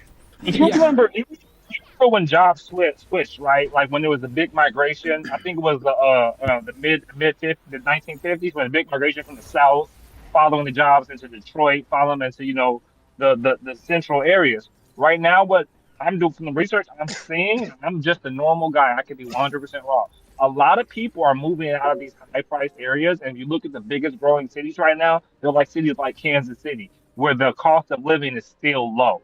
And those people are migrating based on the cost of living nowadays, rather than where the jobs are at, rather than anything else. The funny part about like why they're using again, and the I was gonna say, won't it cause that South Park episode where Cartman becomes a real estate agent? Yeah, that's a great episode. Yeah, basically, won't that happen where everything just gets too expensive and they have to move again? That's the thing. It's like the funny part is that like the only reason that they're bringing in a bunch of immigrant labor in the United States is because the fact is, or even just offshoring things in general. is because the fact is companies on paper don't want to pay a salary that paces with broader inflation. They don't want to pay a salary that paces with housing. Think about that. That's their get out of jail free card, right? Is because the thing is that, like, companies, when it comes to making a product, right, you know, they have to be profitable to some degree. The whole reason why American workers are not competitive on a world stage is because of housing. If housing was cheaper, I wouldn't have a problem taking a lower paying job, right? Because at the end of the day, like I said at the very beginning of the stream, right? Nobody really cares about the nominal amount of money you get. It's in proportion of what you can buy. Are you working harder for less? Or are you working less for more? Okay, that's the metric I use. Has your income paced with everything else? Is everything else getting more expensive than your income is growing? Then I'd say, yeah, you're working harder for less and you're getting screwed, which is pretty much everybody these days. But if you are working less for more, which technological developments, you know, in principle, should be making people's lives easier, but they're not for God knows whatever reason, and all the money is just essentially getting funneled to the top of society. Some people work together. Well, it's as you mentioned about the AI bubble, really. Yeah. A question that I have for you, speaking. Sorry. Speaking you of. go first. Yeah, speaking of disillusion, a thought that's been bouncing around in my head is, do you think that one reason, or Paper was like, my job here is to observe, and he calls me a Fed. Yeah. Get a life, bro. Why something hasn't kicked off yet is because of just a latent momentum due to faith in, I guess, the checks and balances of America and elections.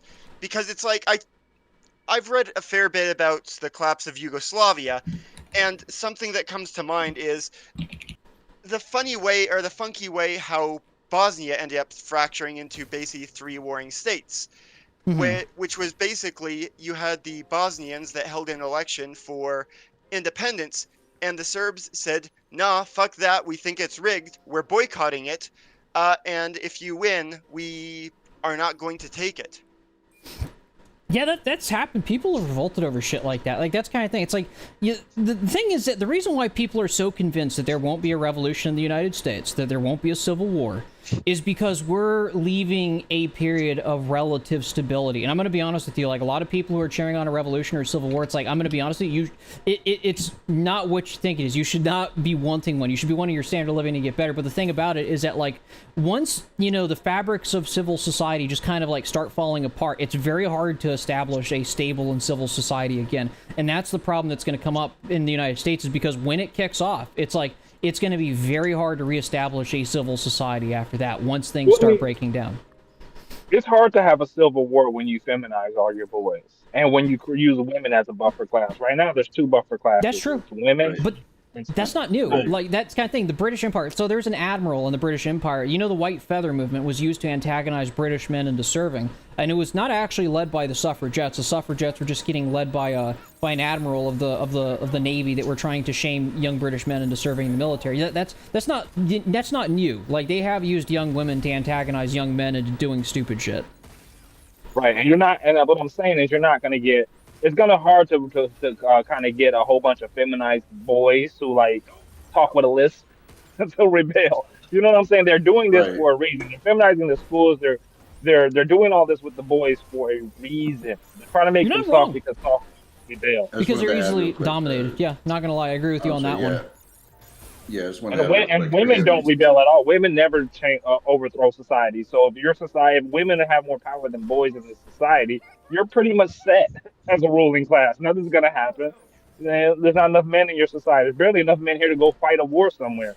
And that's the kind of thing I would want to sell to young men. It's like, you are being disrespected and humiliated, okay? We all know the fact is that, like, they don't hide the fact. They might culturally turn the cheek and stuff like that and say that young men are disposable and stuff like that. But, like, at the end of the day, right, you know, we could talk about, we've seen all that meme that, like, you know, you don't realize that you're in danger is because you have an entire generation of young men that have nothing left to lose, right? The fact is that, like, you're literally the backbone of militaries. At the end of the day, it's like, you know, the reason they want to keep you weak is because the fact is that if you're weak, you can't seize power. And so the fact is you can't dictate a different terms and conditions. That's what it comes down to it. I wanted to add this though, and when you look at it, the reason why women don't rebel and why, generally speaking, women aren't at the forefront of revolutionary movements is very straightforward. Is that women tend to hive mind and tend to accept the opinions and follow the lead of what are taste makers. It's by and large why women will look to a direct corollary amongst themselves, and that will set the tone and speed of the movement. So it's not impossible that they become revolutionaries. It is that they are not going to set it off themselves simply because radical beliefs are not going to be very easily circulated through a group that heavily depends on a hive mind. Men tend to be a little bit more individual. A lot of the time, too. Like, one guy pointed out in the chat, it's like they end up being the cultural enforcers or the normie enforcers, if you were to call them that. It's the thing is that, like, you can even see this with the White Feather movement. It was just used to shame young British men into fighting in the military in World War One. So yeah, and for the most part, you can end up getting into that. The thing is, at the end of the day, between the two, it's not, generally speaking, that like the actions that are tied to revolutionary acts are impossible for women to adopt. It is a mix of action that, less likely, simply because they depend upon certain tastemakers to set the general opinion of what's going on, versus men who, end up, living in a fucking hut in the middle of the fucking woods and decide that they will do a one-man stand against the... Well, my statement wasn't so much to say expect anything from the women. It was more like when you create where the social zeitgeist is catered to women and the men are feminized and the boys are becoming softer and softer and softer, as a ruling class, those boys are really not going to do anything. Can I just add? I'm sorry.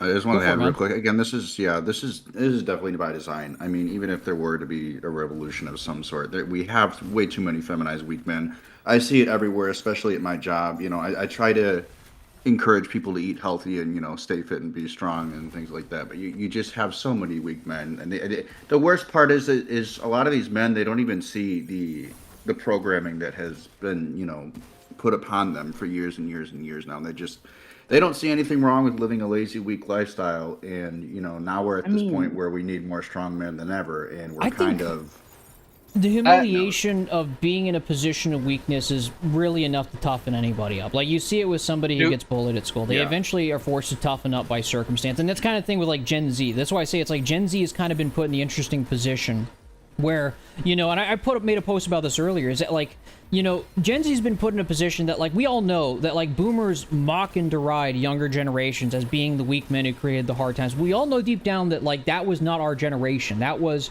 the generation that came before us, because the fact is they got to enjoy the Pax Americana. They could afford an average house off an average factory job salary, right? We know that they had the good times. It's like an objective metric, right? They were the weak men that created the hard times. Now, here's the brutal thing that people have to, at one point or another, accept. Is that, especially for our generation, is that we can choose to be angry about it, but at one point or another, we have to make peace with the fact that, if you actually believe that strong men make good times, that essentially, that by circumstance, we've been put in the situation where we have to be the strong men to create good times. It's not by choice, but by circumstances, because, like, if you ask the average person living in the 1920s, the greatest generation or the silent generation, I bet you in a split second. It's funny, it's because boomers love LARPing as, like, the World War II generation, especially with that recent White House post, like, essentially committing stolen valor of the greatest generation, is that if you ask anybody from that generation, the greatest generation, or the silent generation, if they wanted to live through World War I, the Spanish flu, the Great Depression, World War II, do you think they would want to be in that generation, or do you think they would want to be in the boomers generation, where they had a relative time of, peace and stability and could afford their own home and be left alone, right? I bet you 9 times out of 10. Like, well, you're absolutely right. Like, all of them. They would want to live the boomer generation. People forget, Alistair, people forget that all the time. What the thing is with the boomers is that it was hard for them to fail in the United States and in a few places in the West. I think, like, UK is a good example of another place. Because the fact of the matter is that this comes after World War II, where most of the production centers throughout the world are destroyed. It is extremely hard to fail when our grandparents' generation, the baby boomers, start developing, and for that reason, everything came around cheap. If the production centers were all located in major places where it was very easy to succeed, land was cheap, value was cheap. And so, like, at the point in time to say they were already at the top of the ladder, their greatest generation already built all the facilities needed to succeed. They were handed, and I there's an old saying which is like, a generation that plants trees that it will never get to enjoy improves, the nation, something along the lines of that. That What you was fail what to the greatest consider generation is did. if you didn't plant the My tree, friend uses that BlackRock one where wouldn't you plant increase trees you'll never see status. So to grow. no planting trees allowed. Yeah. Well, the thing about the boomers. Let me say this right quick. The thing about the boomers that they want to blame this current generation. You have to remember, nobody around this current generation could vote when all of these policies were put in place. I imagine none of you from 2025. I mean, from 2005 to 2010 is when most millennials, most Gen Zs got their opportunity to vote. So if anything that was done politically before that, you cannot blame that on today's generation because they were under 18. They had no power to and influence decisions right or left on anything. So you can't say this generation is causing the hard times. No, it was your decision from the 90s, the 80s, and the 70s that's causing the hard times today. You guys have think about boomers. They only think in 4 year spans of which president is in office. Even the millennials, though, like the boomers as a cohort were much larger than the millennials, even when they were able to vote. And same with Generation X. You got to consider that in terms of, well, it's the baby boom. There's a ton of them. There have been a ton of them. So, yeah. That way. A point that I also wish to make is that our elite has also drunk their own Kool-Aid with the whole Pax Americana and the UN Charter, founding charter. Personally, I think that the UN Charter is a good thing. Wars of aggression are bad, but if you take a look at a very weak state full of, say, very weak men, if they cannot overthrow their own government that is incredibly wealthy, take a look outside the borders. There will always be someone that is willing to kill the animal to get an early start at eating its corpse. See, the thing about it is, that's an interesting thing about the United States, because if you look at, what's going on with Iran, it's like the United States is not exactly doing so hot with Iran. It hasn't really been doing so hot, geopolitically in general over the last 10 years. It's like, you can tell it's an empire on decline. But the thing is that, the problem is that the worst case situation or outcome for the United States, in my honest opinion, I said this in my earlier videos, is not that we'll be militarily defeated. It's just the fact is we're going to be rendered, completely irrelevant on the world stage. And what I mean by that is that, think about it this way. I've talked about how in the 30 years ago, they literally hollowed out all our manufacturing and industry and shipped it off to China's because they don't want to pay American workers a living wage, okay? And now they're doing the same thing to tech and engineering and all our white-collar jobs. Right at the height where, Americans dominate the amount of, produced IP right now. 61% of IP, which is designed by engineers, American engineers, is that they got the bright idea. The wealthy have the bright idea of, how can I fuck up civilization and, for a couple extra bucks, I'm going to go ahead and offshore, tech and engineering as well. What will the United States have left after that, okay? I'm not against the idea, I'm an American isolationist at the end of the day. I don't really care about, America having, a bunch of, its hand in a ton of world affairs, is because I think that's fucking stupid. I don't think, even, being relevant in Iran, why are we even near Iran, at the end of the day? It's because that is a country that's so far from, any domestic issues, it just has no bearing on my life, right? But American geopolitics has put us in this position where we have to care about these things. I'm an American isolationist at the end of the day, anti-war. And I don't have a problem with, the ruling class doing this, making us isolate on the international stage, but it's incredibly stupid they're doing it after, they've hollowed out our manufacturing and industry, and right after they're about to hollow out our tech and engineering. What exactly is going to be left in the United States after that? And that's why I say, the worst possible outcome for the United States isn't military defeat, it's just being rendered completely irrelevant on the world stage, where you can just ignore it. It's what's their end goal? Personally, I do think that ultimately America will be fine because we still got tons and tons of farmland, tons and tons of minerals. So while I think the nation of America is probably going to balkanize or something, I think that in the end of the day, the people will there'll be some suffering, but it's too resource rich. There'll be some suffering is crazy. Most wild statement. I'm gonna be. It's true, right? I mean, it is true, but you're just making it sound like it's no big deal. I mean, at least it won't be a Great Depression, though. Look, man, Listen, it's I'm gonna be honest with you.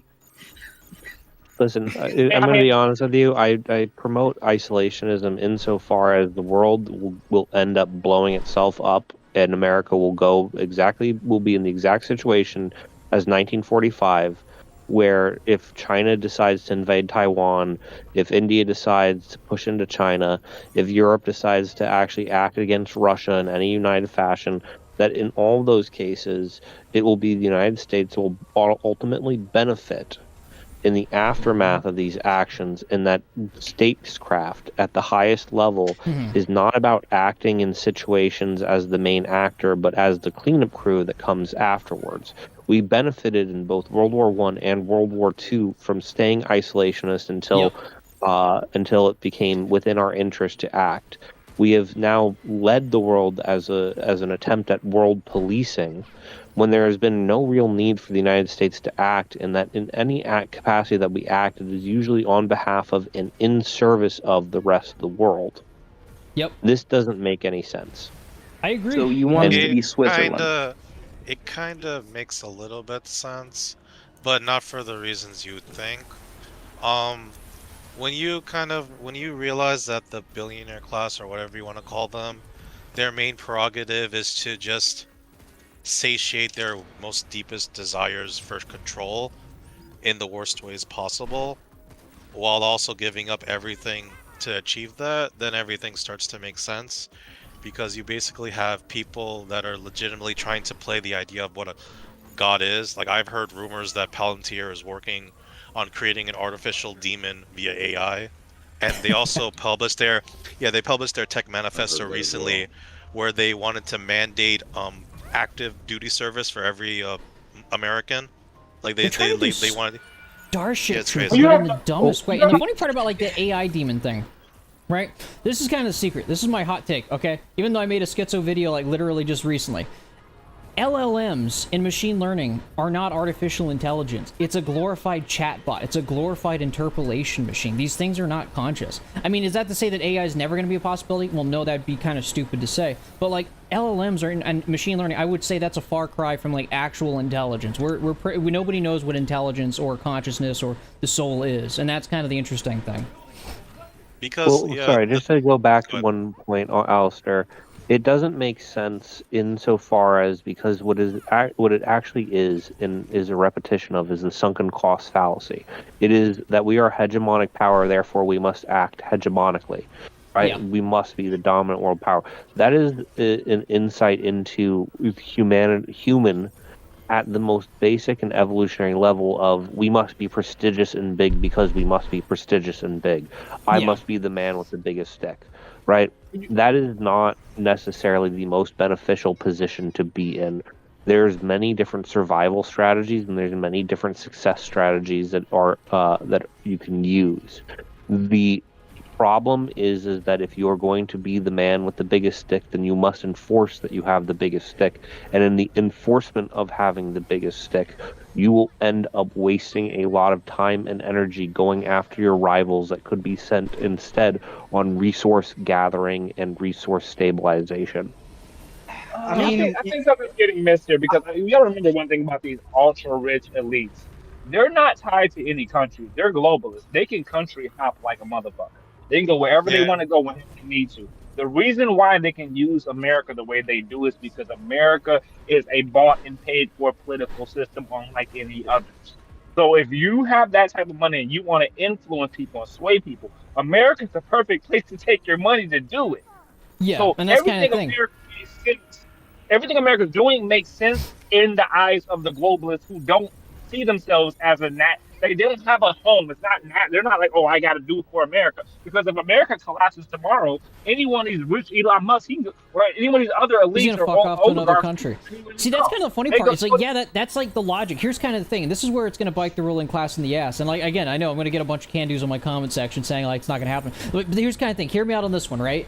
Is that like the wealthy, we've all heard the argument from the political right saying that the wealthy, if you do communism, all the wealthy, important people are going to leave. Like, they kind of like project the Gabe Newell type character who contributes stuff to civilization, makes life better, and delivers quality products, right? The thing about it is that our current ruling class is not innovating anything. They're not creating anything. They're not Gabe Newells. They're not producing anything. In fact, even Jeff Bezos is like going on saying you're going to rent computing in the future. They're just rent-seeking parasites that are inventing new ways to extract wealth from people, not actually creating any tangible wealth, right? And so the thing is that like that threat doesn't even apply anymore. Is because these people don't have tangible value that they bring to civilization. Like, if somebody said, you know what, if you're going to be a mean, evil socialist and take people's properties away, Larry Fink and Blackstone is going to leave. Like, what kind of threat? That's not a threat anymore. Like, that used to be a threat for a capitalist. It's actually bringing tangible value to civilization. And on top of that, right, you know, this particular ruling class is that, you know, while they have this mentality, other countries are going to look at like what country is going to take in this ruling class after they literally hollowed out a world-class empire for a couple extra bucks? Like, do you think the Chinese are going to accept them? Like, oh yeah, please come to our nation so you could first hollow out our manufacturing industry and then our tech and engineering like 30 years down the line, and then turn us to a completely like hollow version of itself like 50 years down the line. Nobody's going to accept these people. Like, yeah, the wealthy could run away previously, but that's because they brought tangible value to civilization. The old capitalist class could do that is because they created things that actually benefited civilization. So like, you know, them leaving would actually be a tangible loss to civilization. Nobody's going to miss BlackRock, Larry Fink, Larry Ellison, maybe even Bill Gates at this point, because Windows 11 is just such garbage. Thank God I don't have to use that operating system. Nobody's going to miss these people leaving. I wouldn't put it past them, like, selling all the good information they have to, like, let's say China on their way out. Like, let's say Bill Gates, like, oh yeah, here's a bunch of ways you can fuck over every single Windows computer. Let me in, I'll tell you them. I want to add these all the point. CEOs. Their greatest threat is like, oh, you're gonna do socialism, you're gonna take all my shit, well, I'm gonna run away and not do rent-seeking parasitism in your country. Like, that's not a threat anymore, buddy. Yeah, just to add to your point, Alistair, another thing is these elite, the way they keep their capital and their wealth running is intrinsically linked to the American stock market. Yeah. Which means it's connected to USD. And the whole idea of the rich is that they only sell a small portion of their stock to buy some big project, or they borrow against their stock, getting a low interest loan, and they pay that, they pay off of that, and then they give their inheritance to their children, tax free. So you don't have that system if you're not in America. That's just a fact of life. Yeah. I think, and I heard this from a friend of mine, is that the rich have lost the plot because when they heard about AI, they got so like it was like a rush of like they got so addicted to it. It was like my friend called it AI psychosis, and I legitimately think that there's a lot too many people, whether it be the elite or anyone else, is that they get this like addiction to AI because they think it's Star Trek. When it's they're like your average project manager. They're like, well, it takes words and it gives words, so that means this must be the end of any kind of tech or engineering. Like, that's their mentality. Is because like they're used to like thinking that they're vibe coding something into existence or whatever. They got AI psychosis because they're jumping the gun is because they assumed it was going to do a lot of things that it's just not capable of doing. And the whole point I've tried to elucidate on this channel is that here's the thing, you don't even need to doom-monger or fear-monger about how nobody's going to have a job in the futures, because that's a waste of time, right? What I like to do is take people's logic to their own end conclusion and see where that leads us to. And more often than not, I found the idea that if AI is taking everybody's job, it's making everybody it's replacing every software engineer, that, like, wouldn't it come to a point that at one point or another, AI would be so good that you could use it to, like, vibe code your own operating system, your own game engine, that you don't even need to worry about Google's ecosystem, because you could just duplicate it and have an entire different software stack and not use Android OS, right? Because they're adding all this back-end where they're locking down their platforms. Like, wouldn't this be a logical consequence of AI actually doing this thing? But the thing is, nobody talks about that. And again, it's only being ever used contextually to antagonize the working class. I think they see AI as just like. Also, side note, personally, I think the rich in the country, they just really, really want slaves. Like when Yes. they're doing immigration, it's all about They who will do It is slaves. It was slaves, exactly but they don't want that. to That's get actually what the whipped. next video is about, by when the they're way. doing robots, it's we want robot slaves. They never think, oh, how do I do that? They just want slaves. That's it. You know, that is It's all exactly the what the narrative. next Slaves, topic but of they my don't next wanna video promote the is whip. quite literally like why they're going all in on India, for instance, right? Is because there's Yeah, a reason for that, and I'm kind of spoiling the next Idiots video are that I'm going to be cons. releasing here soon. Is that they're like, well, China's advanced all these things. They've created all these technologies, and it's because they bought the propaganda that, like, oh, China's just like this infinite slave state with infinite party bureaucrats. So if we, us, the ruling class, we have our own slave class, we'll be able to create a utopia too. We just need infinite slaves and infinite slave labor. And, here in the United States, yeah, basically. And that's why they're eyeing on India, is because India has like 1.4 billion population size, and they're like, okay, so this is a huge labor pool. But they don't ever evaluate, like, whether or not, like, any of the stuff that they're creating is actually good. And this is the funny part, is that, like, again... I hope the main channel iteration of India's the movie isn't going to get taken down in 2 seconds. Jesus Christ, not for the topic of the video. India- But here's the thing, India- is that, like, the thing is that, like, when look at Mark Zuckerberg, and the reason why it won't work is because, like, we already know it didn't work with blue-collar work when they offshored that stuff, and they basically, brought in foreign labor to replace the domestic working class. We know that didn't work. Things didn't get cheaper. Things didn't get better. The only thing got cheaper was quality, but the prices went up, and the capitalist class pocketed the difference. They're doing the same thing with tech and engineering. I don't expect the result to really be any different, despite the fact that they're just doubling down on that, is because at the end of the day, the thing about it is that, like, look at Mark Zuckerberg. I said this earlier, is that, like, they can get themselves as many slave laborers as they like. They can throw as much money at anything they would like, whatever the way they like, right? The thing is, they can have infinite money and infinite slave labor, and that won't make a difference if your product is fucking garbage. And that's the thing. Like, look at Mark Zuckerberg, for instance. He spent billions of dollars just to make a shittier version of VR chat. He even renamed his company off of that. And the thing is, like, these slave laborers, loyalists, they're only as useful as the leader is. If you have an incompetent and dipshit leader, right, any organization, company, country, whatever, right, it won't make a difference, is because the fact is that, like, they're only as useful as the person calling the shots. And you're seeing this play out with the entire United States, is because just look at our ruling class and how retarded they are, right? They're trying to put data centers in space. And, like, I'm not even the only person who's made a video critiquing why that's a stupid fucking idea, but they're doing it anyways. And is there even water in space? There's no air in space. It's actually the best maybe. insulator. It's the best insulator you could possibly It's called have. black body radiation, and Yeah. It's actually the you best don't insulator. It's like your understand. thermos is a If small we vacuum. That's why hire, it's if we so good hire insulated. enough Indians, it can be done. Trust me. Yeah. If we hire So infinite Fun Indians, fact about We hire space, enough we won't be able to cool Indians, it. India will become a superpower by, like, Yeah. 2050. Now like that's the thing. It's like you can throw as much money and slave labor at anything you want. The thing is, if your ideas are garbage, they're not going to go anywhere, and that you're going to watch that with the ruling class. That's why the United States is hollowing out. That's why the major employer in 43 states is literally just healthcare and infrastructure job and employer, something that's like a backbone of civilization. Okay, and so it's not going to work. Ask a question, Alistair. Yeah, go for it. Isn't China struggling right now because of the one-child policy and stuff? That's actually, yes, they do have an aging population. China does have its own economic issues with regard to a labor shortage or a rising labor shortage, right? The problem why I say it's not as bad set as what we in, got but going they on is also that they have a different mentality to approaching it as we do. Rather than importing cheap labor, they just automate. actual automation. Yeah, they actually understand capitalism on a fundamental level, whereas we seem to only understand how to gouge money. Yeah, turns out slavery isn't actually good. Who would have thought? Yeah, I know. Shock. But that's kind of the thing. It's like 90% of the 'cause if Chinese AI own their own gains property. Like less than economy, 60%, it's going down. Like the majority of Chinese. We understand the capitalist system the best, anyway.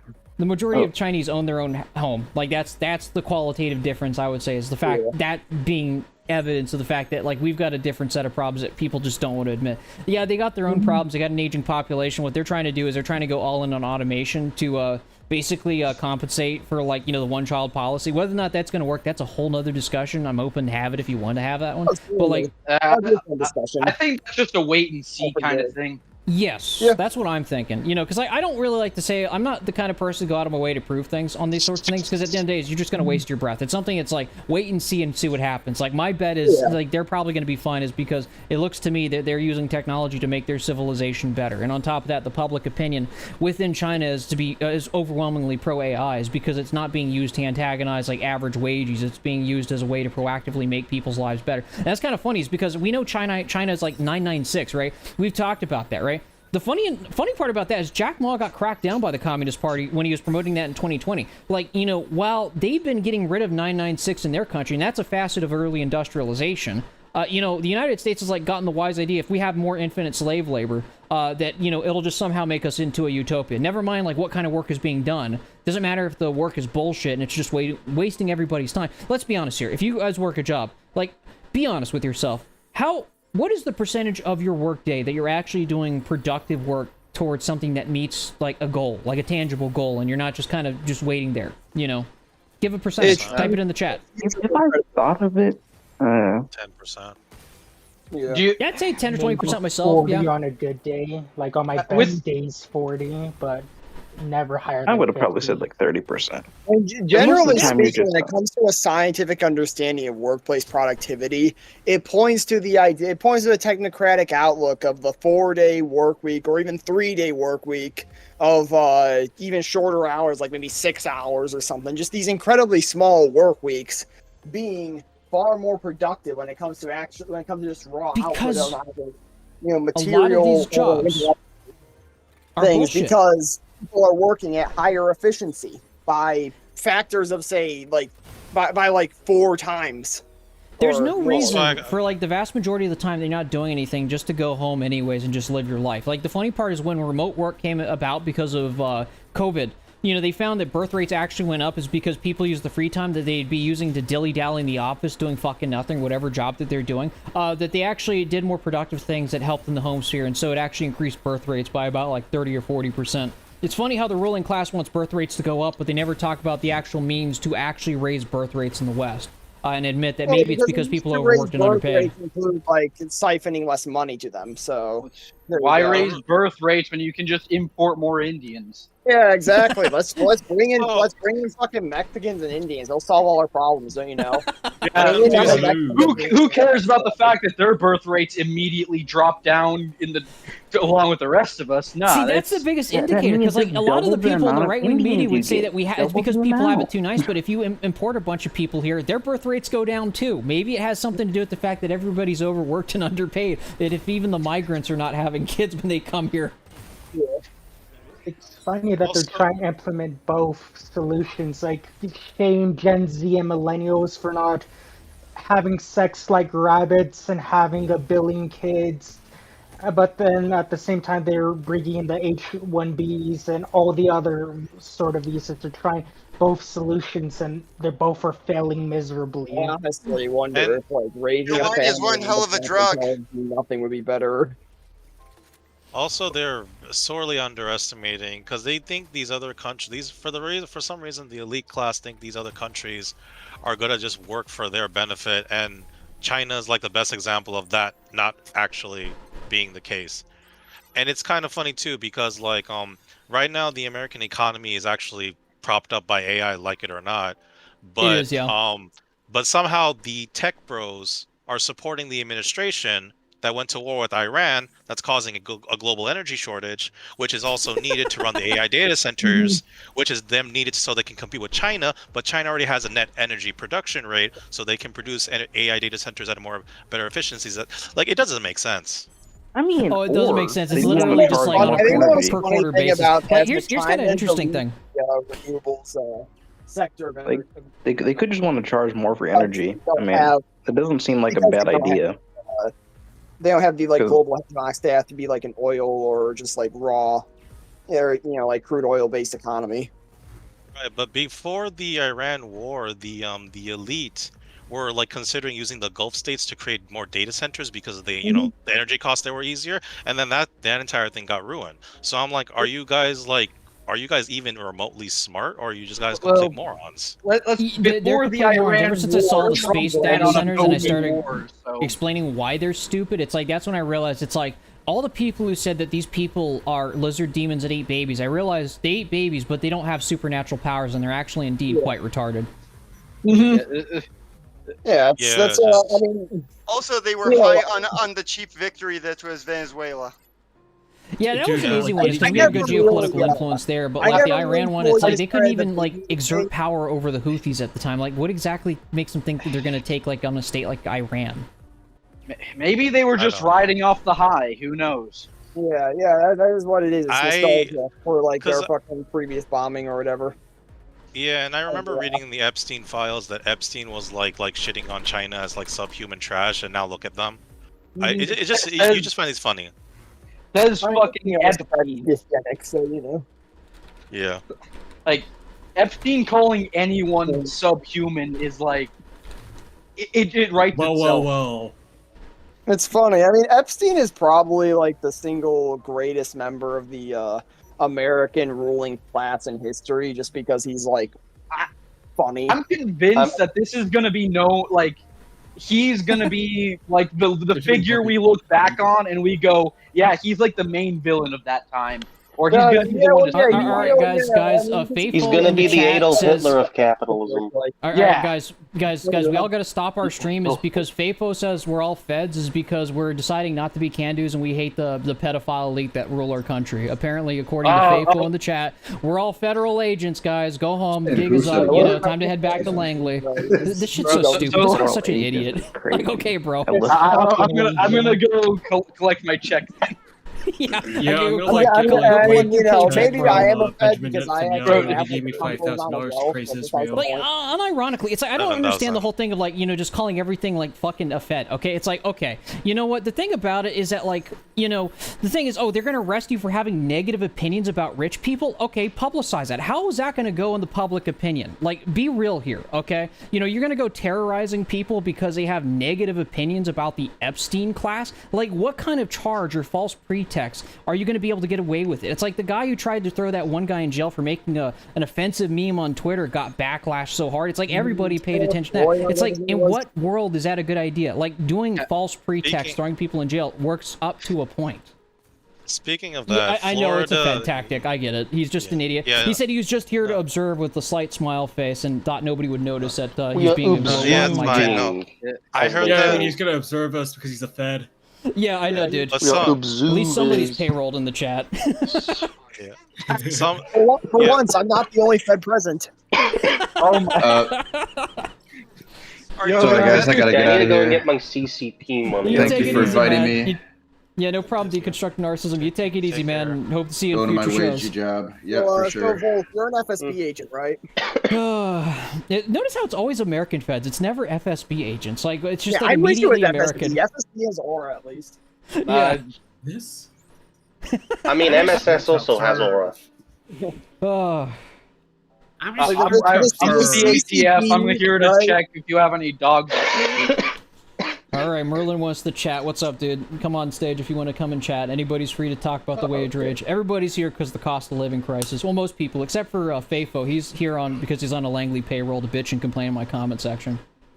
Definitely, he's definitely a Fed. Also, thanks for doing this, dude. This is super cool. I actually get to talk to people that I've been watching YouTube for a while, and honestly, your opinions are kind of the opinion of pretty much everyone my age, but they just, I don't know, it's weird. It feels like they don't bother to really organize with it or share them openly. All of that. Yeah, it's like artificially suppressed too, I think, but that's just me. I think it's also a bit emerging too. It's suppressed and it's emerging, is because the fact is that like a lot of people hinge their vote, their opinion, their marbles on Donald Trump actually fixing the cost of living crisis. And the thing is that like that didn't happen. Like, a lot of people did really kind of hope deep down that Trump was going to make it like his first term, like where gas prices were under $2, the cost of living was really affordable. I felt like I made more money working as an engineering intern under his first administration than I do as a full-time engineer today, and that's fucking crazy if you really think about that. Brutal, bro. That's the only thing that was keeping people from popping off was gas prices looked like that they were getting better. Not that anything else was getting better in price. Groceries were still ridiculously expensive, but like gas seemed to be like one of the few things. And as soon as they unleashed Operation Pedo Fury, it's like, yeah, nobody cared. Everyone's like, yeah, this is retarded. If you don't mind me I mean, asking, how would you compare it to the Biden administration? Is that what you said? I think they're both garbage because I wasn't pro Biden either. I didn't vote in the 2020 election, and so like when Biden got elected, I just kind of ignored him. And then like what happened was like right after that, when interest rates really went down, you know, you had like a mass buying by BlackRock and boomers of as many properties as possible, where they expanded their portfolios at like 2% interest rates. And so the thing about it is that like they quite literally did total boomer luxury communism, gave like boomers a bunch of cheap debt. Like think about it this way. Boomers, when they're selling you their property or selling it at a price for what they bought it for like 200K less with a 2% interest rate, if they didn't refinance with a smaller price like 20 years ago or something like that. And so like their mortgage payments are like sub 2,000. Like when you're arguing with the dipshit boomer, recognize that you're arguing with somebody who has like a smaller than 1,000 a month morgage payment. Like that's how bad it is. You're probably paying more rent. What are you talking about? Yeah. Also, you're paying just in your I'm still waiting their for mortgage. the.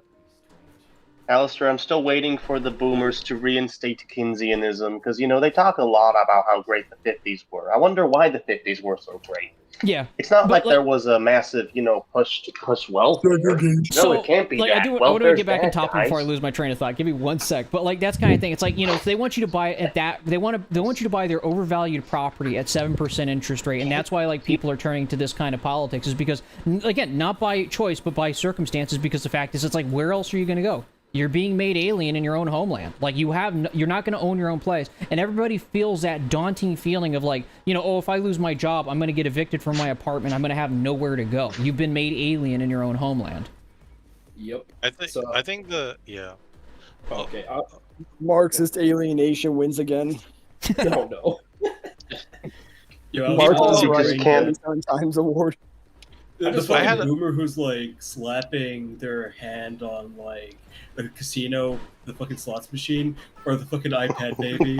Yeah, they're slapping their hand on like a 300K like beat down house that's falling apart, saying like, you buy this from me for like 7% interest rate with like a mortgage payment like $2,600 a month. It's all yours. That's not including any kind of like repairs that you're gonna have to pay for. It's so insane.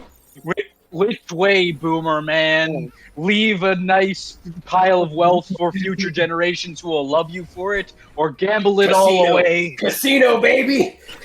Put it on red.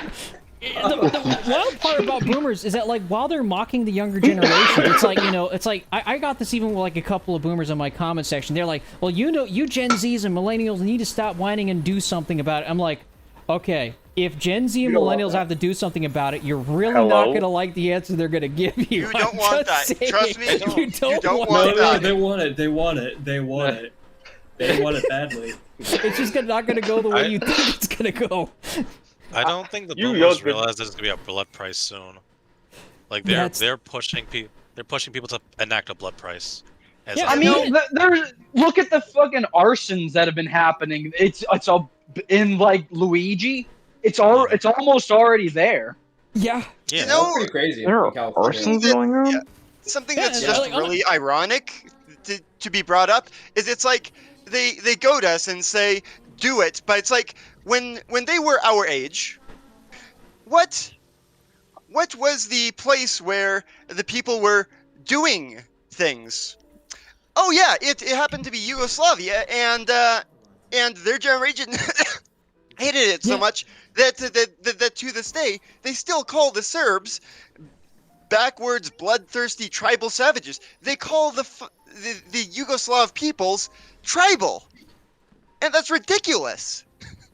I mean, eventually I do want to, like, hopefully we can get, like, a broad workers' party or something along the lines to actually, because here's the kind of thing, okay, if none of us are going to own our own homes, we're going to be perpetual renters, I don't see why we can't use the legal system to basically, like, actually give, you know, bargaining power for the working class. That's one thing I'm hoping to see kind of come as this, because, like, really, most people don't have any other option but to kind of find a way to collectively organize to actually fight for their interests. Like, that's just the truth of it.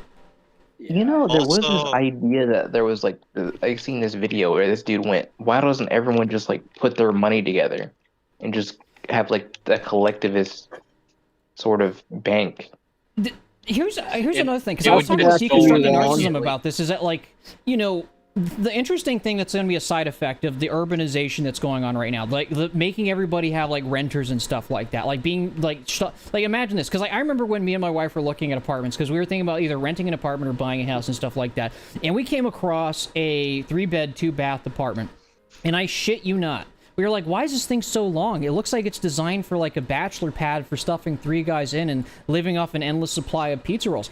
That's what they're doing. They're quite literally stuffing everybody in close proximity where they can barely afford things, where everyone rents a 300 square foot like room in a 3-bed 2-bath, and nobody has enough space to actually settle down and, you know, have a wife and raise a family. And the thing about this is that, like, an understatement. Here's going to be an interesting people in Hong Kong. Yeah, they want people like almost as bad as South Korea. But here's kind of the thing, right? There's going to be a second order consequence of this. It's going to make this kind of interesting, is because the fact is that like one of the benefits of the suburbs, where people were atomized and individualized into like, you know, their own homes and kind of separated, is that people didn't really organize. People just kind of went to their own devices and like left people alone. The interesting part is like urban centers are actually perfect for riots and revolution, is because the fact is that like people are in close proximity to each other to actually organize. Like that's going to be a second order consequence. Like the ruling class is all stuffing us into urban centers and high density living, but unironically that's the easiest part of the world or even country to organize, is because, you know, the interesting thing is like we're all living in the same fucking room. It's like we're all wages here.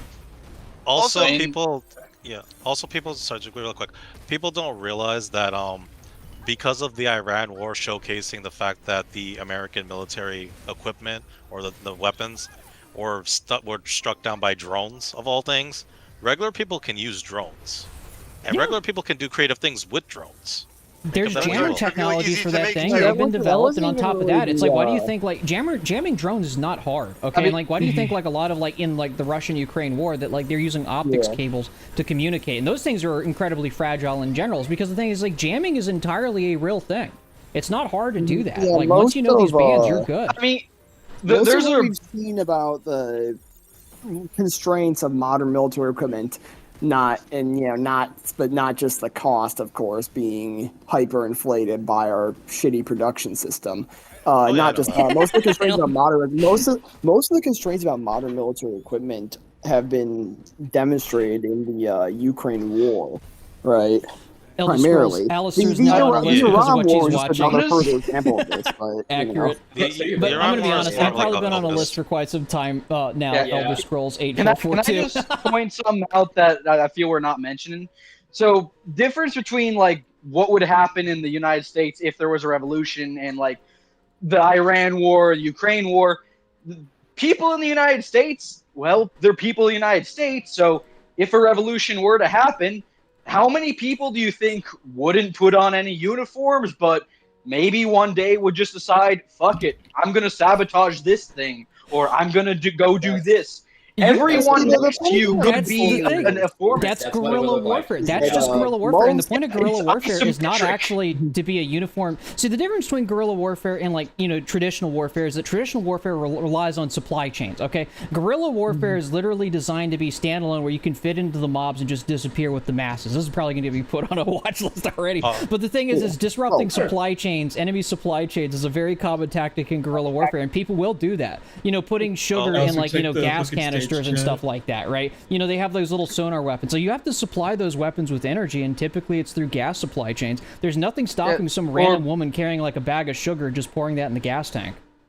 I mean, also like, do you think everyone in the military will just decide to kill their own family civilians for no reason? There are so many things on the revolution aspect that come into play, but the reason why it doesn't really happen is because Americans just as a whole, I mean, we're seeing this less with Gen Z because we're just so fucked over that we're becoming more and more pissed off, and we're just willing to just fucking kill someone, right? But, you know. People are just at the end of their ropes. It's like, historically, Americans have been so subhuman that they're unwilling to do anything to actually solve the problems of society. We just kind of sit there. Oh, yeah, our government is pedophiles. Yeah, they eat babies. Yeah, okay, yeah. I'm just gonna keep working my wage slave job.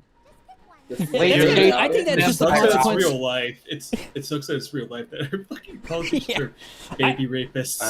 I think that's a consequence that America's exiting the Pax Americana so quickly. Like I said, we're living at the tail end of like where you have a civil society, and that's slowly being eroded is because the ruling class is just that degenerate and that deranged and that psychopathic. I mean, capital as a whole is entering a similar crisis that it was just before the First World War, because the imperialist wars in the Middle East, the war in Ukraine, and all the other wars are not that different from what happened in the Balkans. And we know what happened after the First World War.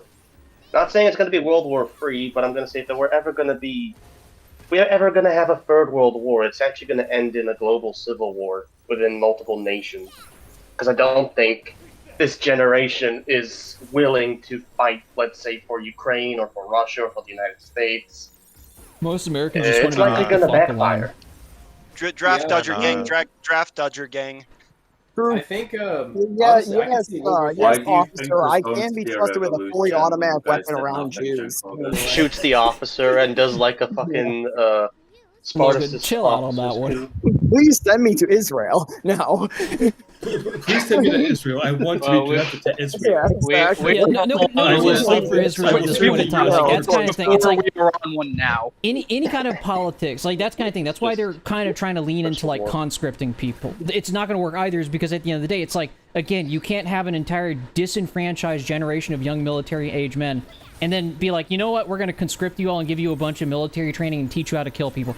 That's totally not going to backfire. Like a bunch of angry, pissed off men, with military training has never backfired.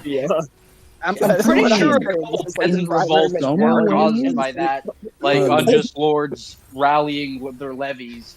So in I mean, there is like historical the only way precedent, that's I ever guess. worked is the Ottomans will get where they give you property and stuff, but I mean they're not going to give you any property. They're not. I've heard that they barely pay them any money as well. Like I heard like the pay in the military is horrible. Yeah, also, the food rations now are really bad. Like it's so poorly handled that apparently the military soldiers were protesting, I think recently, and they and their families got arrested by Hegi. You guys want to know something interesting? You know how there was a fire on board that aircraft carrier in the laundry room? Yeah, the Ford thing. I have a sneaking suspicion that probably was not an accidental fire. I think that. Nope, it was obviously a shaheed. It was a shaheed. I think they're just coping. The United States military is just coping how terrible they are at fighting drones. No, I think it was one of our service members that did it because they were deployed too long and they didn't want to be there. Well, either way, they're not going to tell us if it was a drone or a service. We'll never know. They did it same kid, man. Look at check stage. Oh, yeah, dude, that's gonna be like to all serving on the USS Abraham Lincoln. Please sink your own aircraft carrier. All right. I don't know how you got kicked off the stage. Maybe your computer crashed or something No, that. I actually hit the get off the stage button. Oh, okay. I heard Clavicular got like OD'd on like methamphetamines.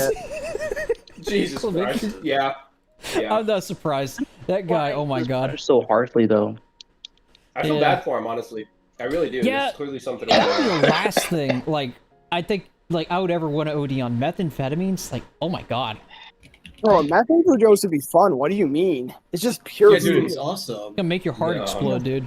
Yeah, exactly. Be like the one Finnish guy who like ran fucking, I don't know, a couple hundred kilometers, got his leg blown off, and then kept straight down after fucking having the entire like platoon's meth supply at once. All I'm I like saying. the one vehicular ran over that stalker though. All I'm saying is the Third World War is just going to be World War I with drones, and it's going to suck so much that it is going to actually cause. I mean, chemical warfare caused a lot of people to have PTSD. Like, drones are going to do the same thing. Like, the whirring thing is going to be like the whirring sound is going to be. We're going to like have Spartacus 2.0 in Germany. You're right. We're going to have Spartacus 2.0. Also, Spartacus 2.0 in the United States at this point is because the fact is, like, if there's ever a collapse, it'd, like, essentially just go the same way. It's like you're going to have different factions vying for power within different parts of the country. I mean, we could probably have multiple Spartacuses considering the state of things. Yeah. Right. Also, I don't know why people don't realize this, but people, I don't know if you know what the Samson option or the Samson method is. Yeah, but, like, we know. There's literally a. Yeah. Nuke the Why does that exist? world. Yeah, the Why does that exist? doctrine of Israel. That's what you're talking about. Yeah. Dude, I was The Samson option talking. is just an average Warhammer strategy. It's insane because I was just talking to someone today who was justifying the war on Iran. Well, not the war on Iran, but the killings that Israel and the United States were doing because they're holding gay pride parades, and they have the Samson option. We're gonna genocide them. Don't worry, we're gonna get rid of them. Literal the believer behind in the gay Samson sex in doctrine, Iran, right? so it's worth killing him. The idea behind the Samson doctrine is really funny, particularly with Israel, because they are the evil of the world. But the idea behind it is that our enemies are evil, and if we lose, there is no world worth fighting for. So we should just destroy. What I mean, that I is was a thinking mentality about that the we can have Samson as well. option, and I was thinking about it because didn't Samson start the entire thing? You talking about Samson and Delilah, that story or whatever? Yeah, I thought that's what you mean by the Samson option, right? Yeah, I think so. Like Samson, like at least from the Bible, is basically the guy who's like, he had all the power in the world, but the thing is that like if he cut his hair, he'd lose his power. And apparently, I think Delilah cut his hair or something like that. Or he cut it for Delilah. Basically, Jewish Hercules. Yeah, he basically either simped or got his hair cut, and then he lost all his just power. Heracles, but Jewish. Okay, so the story of Samson ends with him collapsing the building on both himself and his enemies. That's how it ends. Fundamentally. Yeah, okay. Yeah, I couldn't remember. That's the idea. I'm remembering the wrong person. I'm remembering the wrong one. The reason you're right about the Samson story. You only had like the first 2/3 of it. Yeah, you're missing the final chapter, which is the awesome part. Yeah. Which is the part where it actually becomes a legitimate military strategy, or which is the part where it becomes a legitimate revolutionary strategy. Because fundamentally, as a revolutionary, your idea should be that your enemies are evil and you will do everything in your power. Wait, Christianity was revolutionary? What? It's getting a bit late for me. I gotta get up early. This has been a fun stream. It's been enjoyable having you guys in the chat, but I think I'm gonna go ahead and close off the stream about here. It's been fun. I'm gonna be hosting it more often. I do want to do a collaboration stream with the American Rail Club about American urbanism, but I will be hosting this stream more often, talking about working class issues or stuff relating to the American working class. And anybody's free to come on stage. The server's already public if anybody's interested. I've seen a lot of people who join the server. With that being said, I'm going to go ahead and close off the stream. I appreciate you guys showing up. You guys have a good evening. It was a pleasure. It was a pleasure. Conversation. Thank you. Yeah. Y'all See take if I it can easy. join next time, I guess. All right.